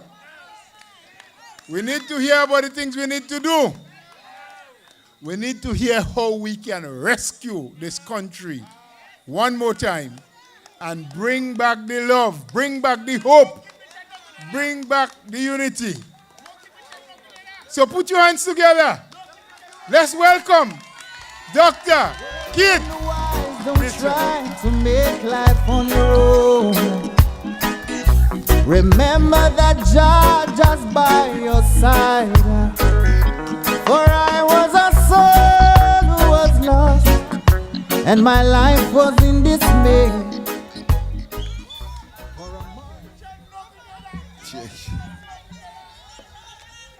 I want to thank you. Thank my brother Ebola for his introduction. And of course my dear sister, your parliamentary representative. Every time I drive coming through in Victoria, I see a thing with on a board with a man face on it. I don't know what that is. But I know the people of St. Mark's knew better. That's why they chose and continue to choose Clarice Modeste Cohen. My brother, Dabrio, who's here with us tonight also. You know, tomorrow we're having a big one in St. John's. So come down tomorrow.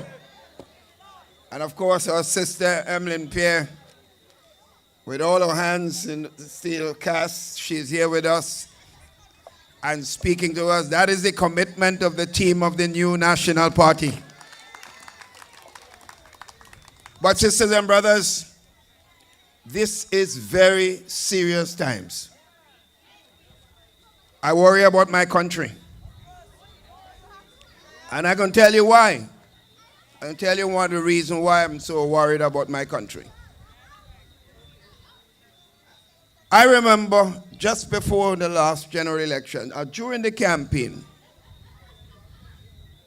when the election was announced, and the opposition party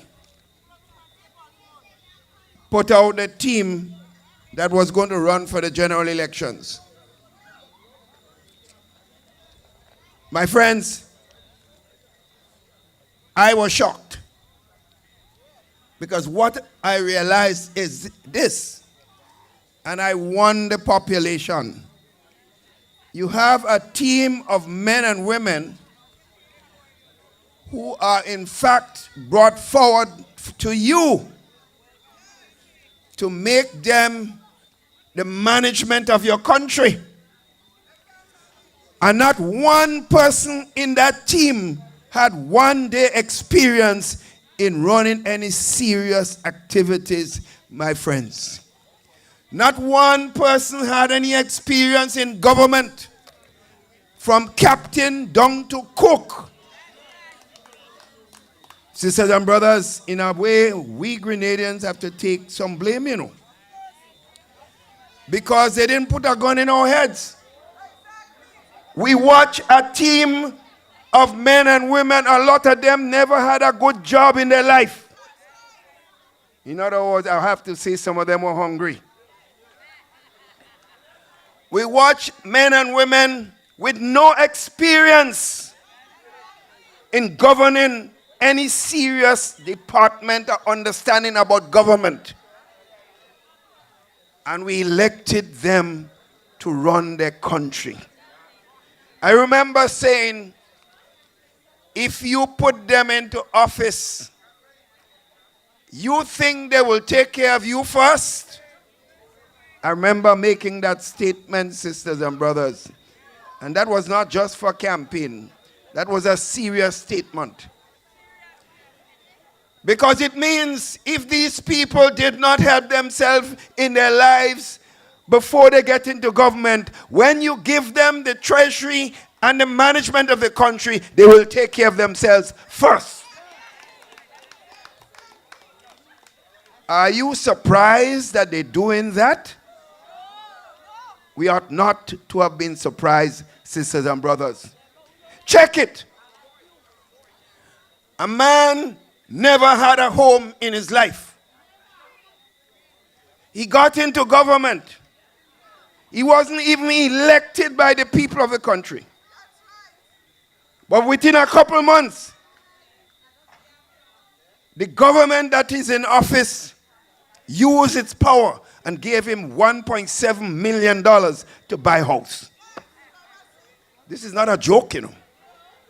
This is serious business. $1.7 million out of the GDP bank that could be used for the farmers, for the fishermen, and small businesses and people around the country, giving them $40,000, $50,000 loan. When they go, they can't qualify, they can't get. But one man, because he become a government representative, not even elected by the people, $1.7 million. My friends, if I was in government and the NNP was in office and I made a decision like this as Minister of Finance, you would have seen the street littered with demonstrations. Littered with demonstrations. I asked, where are they today? Where are the voices? The voices of morality. The voices of conscience. The voices of transparency and accountability. Where are those voices today? And sometimes they pass in, Doc, what you saying? I say, me must talk alone. Me again. But that's worse than that. They have another one elected this time. The man owe everybody in this country. Bunks check all over the place. They call what they call him? Mr. Bunks check? Or Mr. Bunks in? The government used its powers and gave him over $2 million to pay debts and to continue his business. He could not qualify if he went to Republic Bank or Nova Scotia or any other bank, commercial banks. They used their power to give him over $2 million. And not only that, we had a soft loan scheme in government helping people with loans at very little interest and couple years before you pay anything. They take monies from that again and give the same man that they gave $2 million to. So you get a lot more than $2 million. Where are the voices? Where are the voices? While that is happening in government and a lot more, sisters and brothers, you don't know half of what's going on, you know. My friends, another members of government, today, many of them building houses already. Building houses already. They had nothing before. But today, they're building houses already. Just a year plus in government. My friends, all this is happening in your name. Many of them are building roads leading to their homes. That is a fact. Using the taxpayers' money, sisters and brothers. In other words, when they should be building roads in community to help people, they're building roads through their own particular homes and family property. I say I don't have to call name. You check it out. You have a responsibility, sisters and brothers, to check it out. That's why, friends, let me tell you something. I am talking about the years I've spent, and I'm talking about possible retirement. I'm speaking, but every day is Keith Mitchell name they want. They can't arrest me. They can't keep my name out of their mouths. Because I want to tell them this, as long as I have the breath in my body, they will not stop hearing about what is taking place in this country and what is right for Grenada, Carriacou, and Petit Martinique. Look at what is happening in our country. You go to the, I know many of you go to the supermarket. Don't blame the shopkeepers. Don't blame the supermarket owners. Things have gone up. Every day you go to the market, things have gone up. Imagine a time of economic hardship when the NNP was in office. We're looking at ways in which we can help people by reducing taxes. The guys taxing sugar, and water. In other words, putting taxes on things that every single person, my friends, use in the country, my friends. So the poor people in the country, they have no work.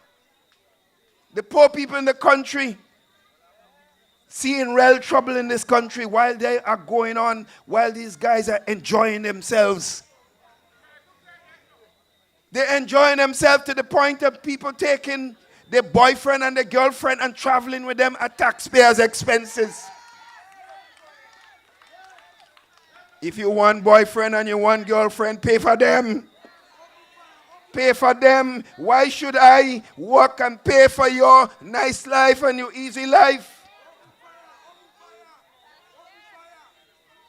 They cannot point out the NNP was doing anything like this, because I would not have tolerated it, sisters and brothers.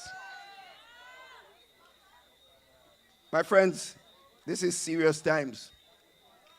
And that's why the people in St. Mark's, consistently you have stood for what is right.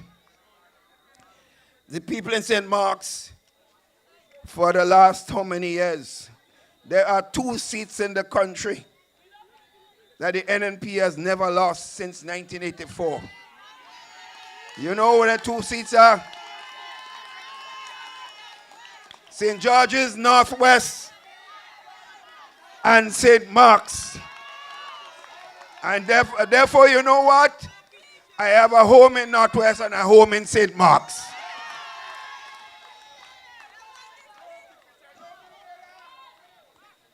My friends, representation is serious business. Here you have a representative in St. Mark's that has made sacrifices. My dear sister could have been out there making a lot of money like many other persons as a doctor. But she chose service. She chose sacrifice above making money, sisters and brothers, as a doctor. She chose that because she has a willing, wanting to help our community and to build that community called St. Mark's and the parish of St. Mark's. And that is why, sisters and brothers, and she come from a whole line of family members and the people of St. Mark's who have continued to make sacrifice and made contribution to the people of Grenada, Carriacou, and Petit Martinique.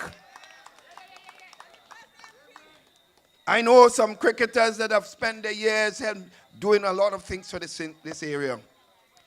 Aubrey George, he has gone a long time ago. was a star cricketer. Oswald Clovey,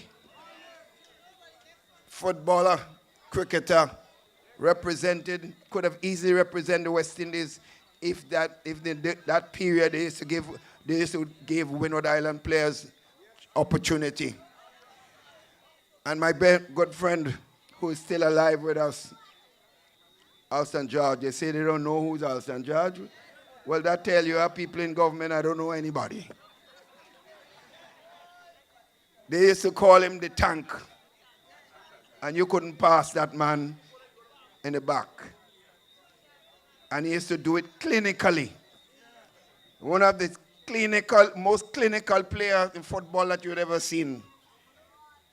Today, I remember when I returned there in 1984-85, and I saw where both Clovey and Oswald and Alston George was staying. I moved immediately and asked Mr. Blaze in the cabinet that we must give them a piece of land for them to build something and help them to do something for themselves. I remember coming one day I came back home from the States, and I'm coming down the hill as you went coming into Victoria, and I saw Clovey on a pitching gang with all his clothes dirty. I stopped when I saw the gang working, and I said, "What you doing here?" He said, "Well, a girl day walk on the road, a little day walk." A man who played literally represent Windward Leeward and was a star. I watched him beat the best batsman in the Caribbean and in the world, because as you know, I captained the Grenada team and played in Windward Island cricket also. And I said, no, I asked the overseer in the gang, I said, "Listen, how many of you here?" And he said, "What they are?" I said, "Listen, could you take Clovey with us?" Myself and a well-known doctor, Dr. Elliot Maguire, was in that vehicle. We just come to Grenada on holiday. And we took Clovey in his clothes, in that dirty clothes, all around the country on that day. I'll never forget that, and Clovey had never forgotten this. But I see that's where we have treated some of our stars, the people who have made sacrifice for this country, and do not recognize them and give them their due. And that has to stop, sisters and brothers. So maybe if I wasn't back here, Clovey and Heads may never have had a house. And we named the park after Alston George. And they're talking about they want to change it. Let them try to change it. They never see Grenada, Victoria people get bad yet. They never see Victoria people get bad yet. They don't know you all the stuff in Victoria. They're crazy. They're crazy. And your friends, let me tell you this. This government is preparing to pauperize this country. They came into government and they said they met a pregnant treasury. As I said in Barbados, I ain't know nothing about pregnancy. We men don't know nothing about pregnancy. Only women know about that. They said they met a pregnant treasury. How did they meet a pregnant treasury? While people are getting jobs in the country, the economy growing, Grenadians being respected abroad, regionally and internationally. I just come from Barbados and everybody asking me, "Well, Keith, what happened to all your country? What happened?" I say, people want change. Change, they had dollars and they want change. So they get change. So that's what happened in the country. So my friends, they had a lot of money, over $500 million. And things were happening in the country because we intended to build the country further. And when we went into government in 2013, there was an absolute empty treasury. They were selling assets every month to pay salaries of public servants. That's a fact. My friends, that was happening. But they proceeded. We refused to borrow money and put more debt on the country. By doing what we have to do properly and managing the affairs of the country, We brought the country's debt, which was debt to GDP ratio. I know some of you might not understand the term in itself, but it was 110%. We brought it down to 60%. In other words, making Grenada name one of the best names in the Caribbean in terms of managing the economy. And they forget, some of them in government today forget, they named the Minister of Finance in Grenada, the IMF and the World Bank, as the #1 Minister of Finance in the region. Do you remember that award? I went to Washington to collect the award on behalf of the people of Grenada, Carriacou, and Petit Martinique. The award was not just to me. It was for Grenada, Carriacou, and Petit Martinique, sisters and brothers. We had a loan over 100 odd million US dollars possibility from the government of Kuwait. We said no, because we are able to save. We said we are not going to put more debt on the country. We use our savings to start the feeder road projects and to the number of projects in the country, sisters and brothers. Today, sisters and brothers, the government came to Parliament. Your representative was sitting there. The Prime Minister and Minister of Finance supporting that and asking the Parliament to take $100 million US loan from Saudi Arabia. That would increase the debt of the country by over 270 million EC dollars. So I ask a simple question, as you would have to ask. What is the interest rate? The man can't see. What is the terms of the loan? The man can't see. How long is the payment? The man can't see. I ask also, what is the limit of time they give you before you start to pay?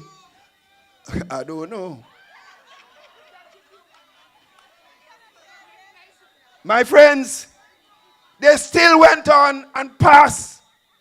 They passed because they have the majority in Parliament. So I'm saying nothing else. Lo and behold, a couple of weeks later, I hear the Minister of Finance went to Saudi Arabia and signed the loan for 100 million US dollars. And after I start talking about it, 2 days later I hear on different radio stations, they put out a release saying the loan is what? 1.75% interest rate, and they have a 7-year grace period for sisters and brothers. But it's still 100 million US dollars loan. My friends, what we were able to get, the only loans that we were able to take was called under IDA, that under the International Development Agency called IDA, under the World Bank.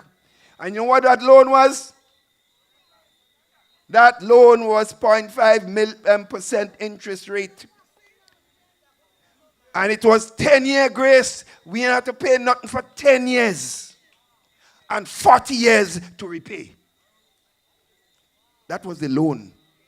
The type of loan we were taking, sisters and brothers, if we had an opportunity, and in one case we did.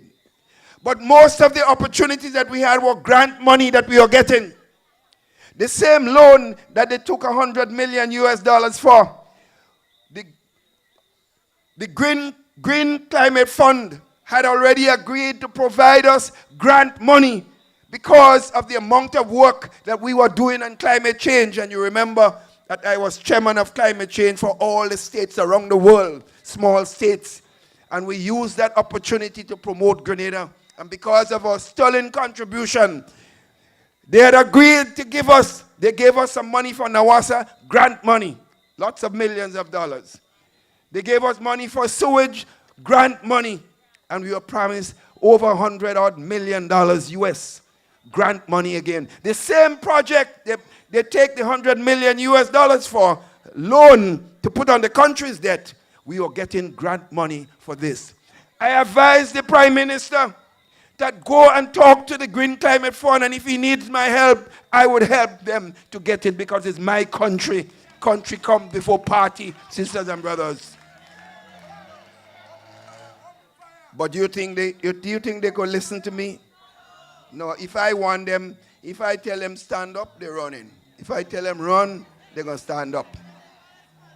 That is the kind of thing that you see. But sisters and brothers, that is the kind of sadness this country is going through.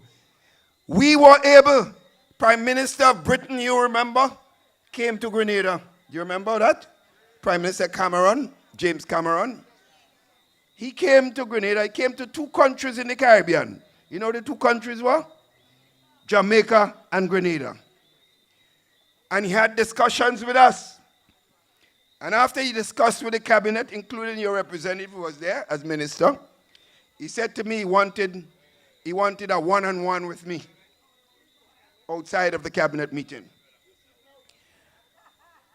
And he asked me straight, tell him what is Grenada's and the Caribbean concern about Britain. And I told him, I gave him a straight answer that Britain did not follow up on some of the promises.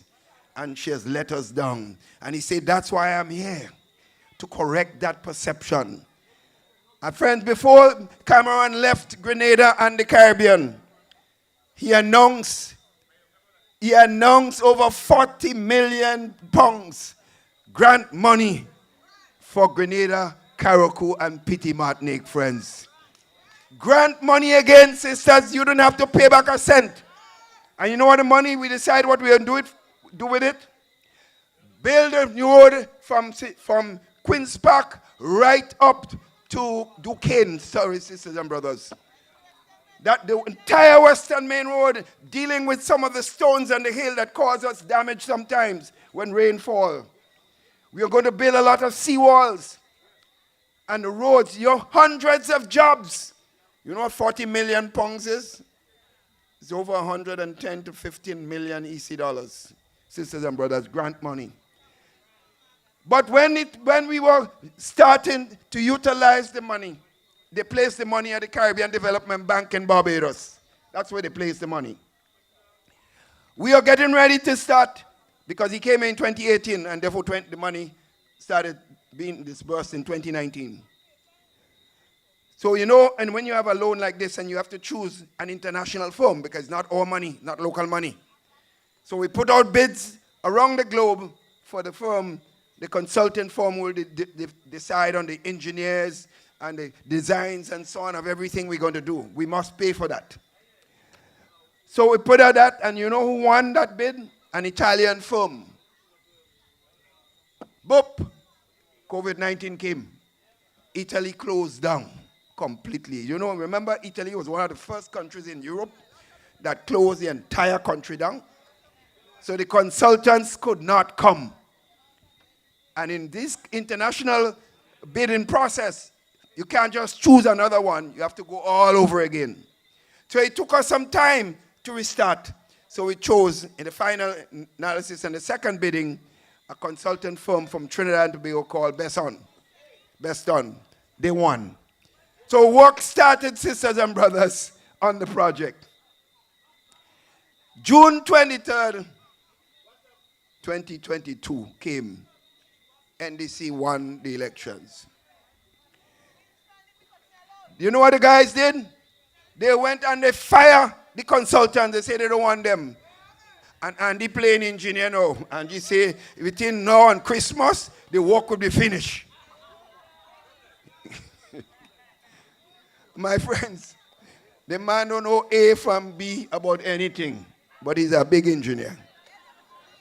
So friends, so the work, they went and interfered with the work. Now, I live in Molyneux area, Happy Hill, so I know the area. The top side of the road, and that's what caused the road to slip, is a lot of gravel.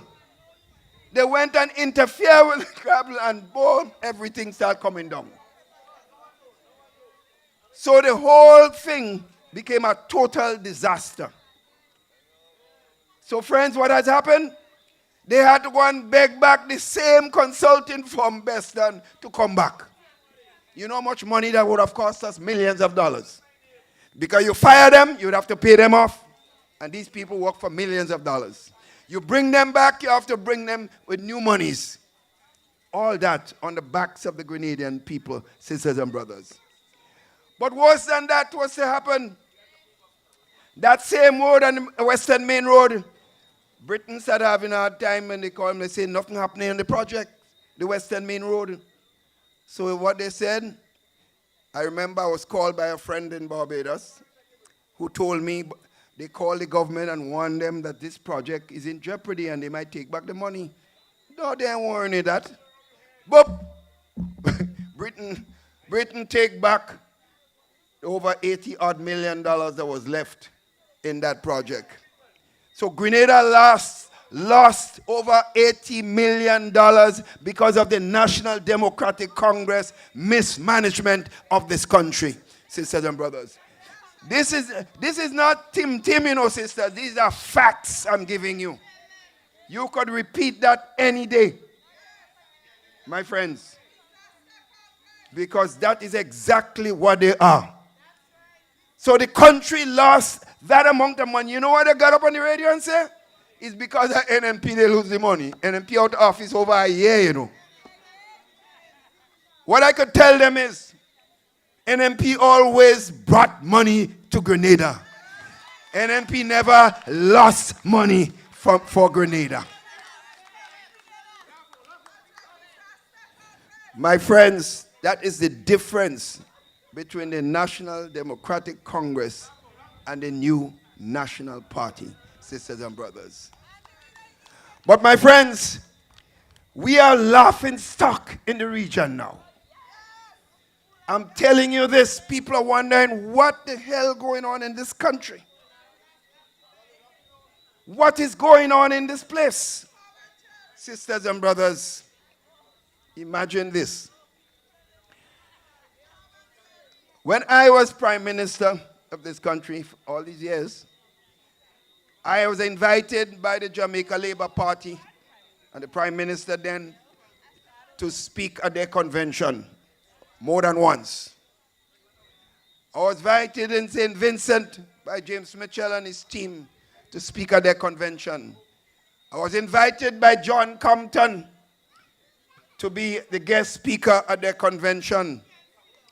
My friends, but when I go to those countries, I speak about issues related to people of the region, which include Grenada, St. Vincent, Jamaica, St. Lucia, and others. I will not go in a country and get involved in cussing a political person in St. Lucia. That is not my right. That is when you have respect.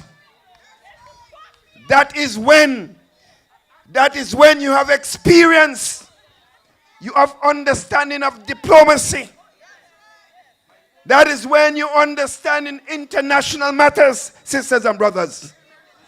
But when you put a rookie in government who had gone up in the moon and he can't come down on the earth, he's bigger than everybody already. He's behaving like a jefe. What they call that? A jefe? Yes. My friends, you cannot believe this. You go in a country and cussing the opposition leader in another country who was a former prime minister. And here the line he's taking, the man wasn't born in St. Lucia, so he should not be prime minister of St. Lucia. He wasn't born there. The man's mother took him to, when she was pregnant, ready to give birth, they had problems. So she took him to Martinique and just had birth and came back home. The man was living in St. Lucia all years. He was a former prime minister. But he gone there, he don't have a clue about what is taking place. But he talk running his mouth. My friends, sisters and brothers, that is the lack of respect that the man has for his country. My friends, I am saying to you, we are in trouble. We are in trouble. But you know something? No, we ain't doing that. We ain't doing that at all. But my friends, we are This country has one saving grace. You know what that saving grace is? We have the Spirit of the Almighty God, and we have the new National Party, sisters and brothers. We are here so people know that the NNP is there in the slips waiting because they're edging the ball every day, sisters and brothers. So what we want to tell people is simply this. We must mobilize and get ready for delivering and helping our country to be rescued. We have to do this, sisters and brothers, because this government can fall at any time. That's a fact. Because when sometime next year or so, when the economy, and because the CBI program will not be able to function as before, given the problems that it will face, and because they have no plan for economic development in this country, you're going to see a lot of problems facing our land. And anything can happen, sisters and brothers. But Ebola this evening talked a little bit about registering. Sisters and brothers, don't take this for granted. I am telling you tonight that one of the reasons we lost the last general election is because we took a lot for granted. We did not do our work because we are accustomed winning and we believe we're going to win. So the basic work that we are supposed to do, we did not do it. I always say about life, anytime something happened to you wrong in life, look at yourself first before you look at the man or the other person. So the NNP made mistakes. And as captain, I have to take responsibility like every other member in the party and every other soldiers of the new National Party. So we have to correct this, mean that we have to be vigilant with the voters list. We have to start the work on the voters list, sisters and brothers. Because if they attempt to bring in people from outside to force them on you to make sure they could win an election because they're in the sky every minute, they have no time for Grenadians. It means that they have a plan. I look at the parliamentary office and I see the budget in the parliamentary office has it been increased by millions of dollars, and we don't have an election coming. At least we don't know we have an election coming. So the question I ask, what is all that money for? No wonder they didn't want us in the finance committee. Because if they came in the finance committee, I would have asked some serious questions.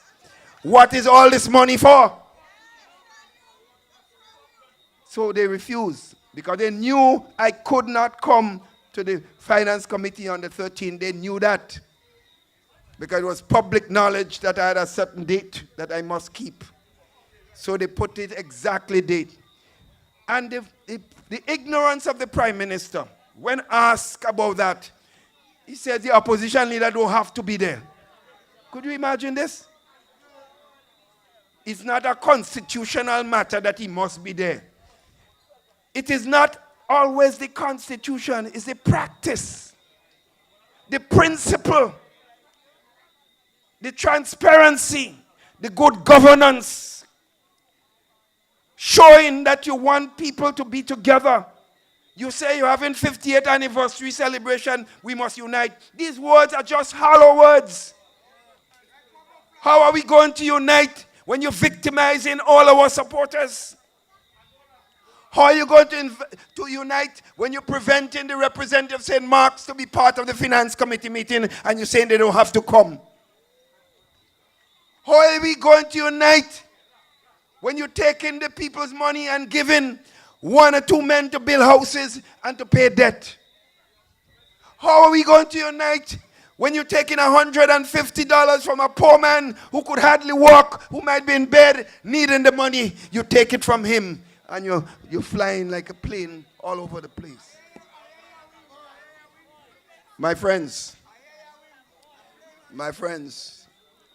I say to you, let us get organized. I know, Sister Clarice, we're planning to house work, the voters list, and making sure that we dot the I's and we cross the T's. Sisters and brothers, let us not take chances, because I say this, some of us might feel, well, we have been in the vineyard long enough, and therefore we're tired. No. We have to do this. If we're not doing it for ourselves, we got to do it for our children and grandchildren, because their future is at stake, sisters and brothers. And that's why I'm here tonight. You must hear one already. Okay.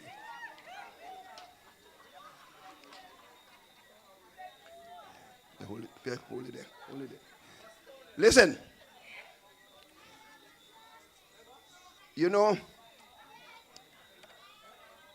Something this government has become very famous for is lies. From day one, lie, and more lie. You remember one of the first address by the present Prime Minister? He said that a Polish ambassador gave the NNP government $450,000 and only $300,000 went in the treasury. You remember that? And he said he had a cabinet conclusion. He said he had a cabinet conclusion that showed that. I was chairman of the cabinet, and I know that was a lie. So we asked him, the press asked him, or the organization asked him, present the cabinet conclusion. I remember going to Parliament and saying in front of him, because he's on the other side of the house, and I said, I'm waiting for the cabinet conclusion. He put on his head. Up to now, a year and 3/4 gone, almost that gone. We ain't hear a word yet about that cabinet conclusion. What the Calypsonians say, you hear lie, more lie. My friends, worse was to come, Worse was to come. You remember he said that contract work is illegal? Imagine a lawyer, He had contract work all over the world. You remember he said contract work is illegal, and when he get into government, no more contract? Well, more contract than even when NNP, you hear lie? More lie. You remember he said the money was being mistreated and misused and abused by the NNP? You remember that? When he get in there, by the stroke of a pen, all of them get in full-time work. You hear lie? More lie. You remember he said they're giving free education to children. NNP is to make sure that all the persons who cannot pay for the education in any way, anything that they have to pay for, we gave them and supported them, and we said those who can afford must pay, and that's a responsible decision. And we said we gave them monies for bus fare if they had to go from St. Patrick or St. Mark's. Every representative knew that we had that particular project. So no one could have left, say they're going to not go to school because of transport. And we made monies available so they can have lunch, sisters and brothers. They could buy books and things. We took care of the needs of the poor people, sisters and brothers. So he said, giving free education, that's the tuition, Nothing for bus transport. I remember when we lost government in 2008, there had hundreds of students from Grenada attending the St. George's University. Within 2 years, when NDC took over, most of the Grenadian students dropped out because they could not afford the finance to continue at the university. Same thing happened again when we got back into government. More and more students qualify, and we helped all of them who want an education. We were able to put aside resources to help them, sisters and brothers. So he's talking about free education, but nothing there to help the poor people to go to school. You hear lie? More lie.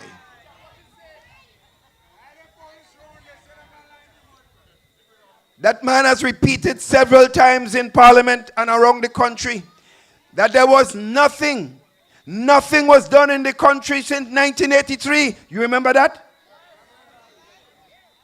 Nothing was done. This man was about maybe 6 or 7 years in 1984 when we got into government.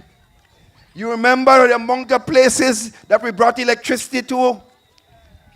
You remember the telephone system that we brought into this country? You remember the roads all over the place? The man have not done. You hear lie? More lie. But that is what, sisters and brothers, this government, I am saying to you, sisters and brothers, that we as a people must define this government. Anytime you see them, know one thing: more lie and more lie. Because they seem not to understand the truth. Telling lies seems to be an art of this government. And we must continue to define them in that way. Thank you. Sisters and brothers, finally let me make this point. I'm sure you're hearing a lot of talk about NNP, and must have convention, time for convention, you know. And now Kit Mitchell old, time for it to go. Wait. Some of them that say I must go, I know I'm looking better than all of them.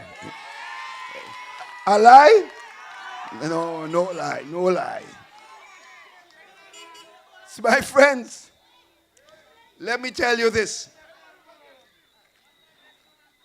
My only objective in serving in this country at this time is to protect the peace and order of this country.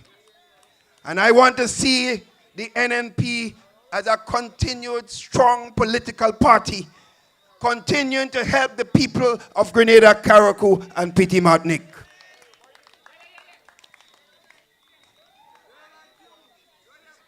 When the time comes and I have to give up the leadership of the NNP, I will tell you.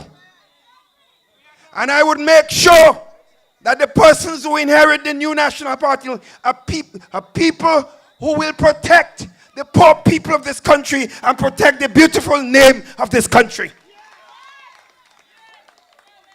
I am not going to support any and anybody just because they want power.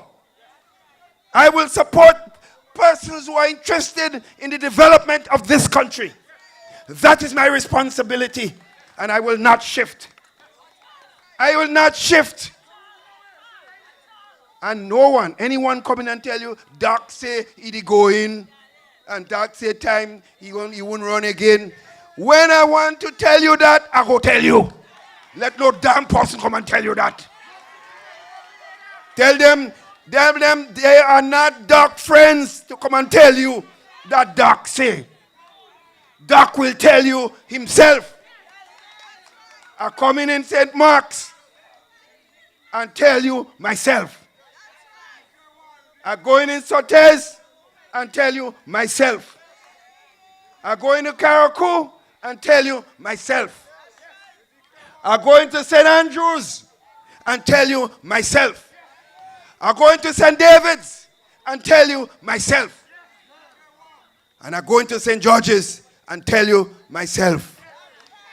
And the first person I have to tell, sisters and brothers, is the people from Northwest St. George's who have given me their votes for almost 40 years to be in the parliament of the country. My friends, therefore, I warn you, listen to no one telling you, Doc say he go in. Doc, we're going to tell you when he go in. The last thing I want to tell you is this. My friends, only recently, I make a little joke. I didn't even know the thing was on some kind of live thing. I talk about I talk about something. They say accusing people of something. Me not accuse nobody or nothing. I didn't call no name. But if the cap fit, lay fit. If the cap fit, lay fit. Because everybody know. Everybody know. If they say that about me, I'm laughing. Because everybody know I like nice ladies, I don't like man. Sisters and brothers, take care of yourself. I love every single one of you.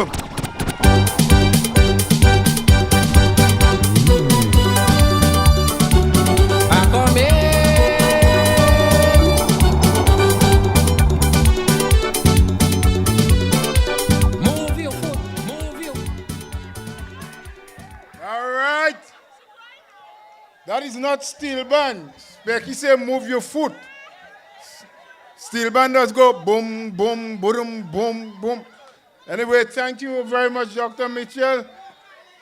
I know you had a good time, but we must give thanks and praise. I want to thank everybody for coming out tonight. One announcement and a prayer before you go. For the people who are interested in going to the public meeting in St. John's in Grove tomorrow evening, please gather just around by the police station on that street there. And you need to be there between 5 and 5:30, and the transport will pick you up for St. John's. Remember, tomorrow evening, between 5 and 5:30, be there because we start at 6. We're starting a bit earlier tomorrow at 6 o'clock in St. John's in front of the Nutmeg Pool. Let us give thanks and praise to the Father for keeping the good weather and for keeping us here.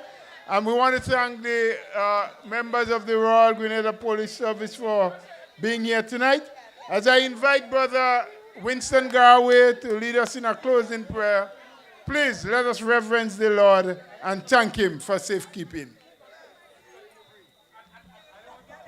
Good night, everybody. Let us pray. Our Heavenly Father, we are indeed grateful to you for a splendid night of meeting. We thank you, first of all, for sparing our lives and bringing us here safely. We thank you for holding up the rain and allowing us to enjoy this beautiful atmosphere. We thank you for all the speakers, Lord. We have heard so many things. Help us to remember them. Help us to use the information to alleviate or help alleviate the disturbances that some people are going through. But most of all, continue to strengthen us as a people and allow us, oh God, to continue to work together for the development of Grenada, Carriacou, and Petit Martinique. As we go, we ask you to go with us, go before us, and bring us to our home safely. In Jesus' name, amen.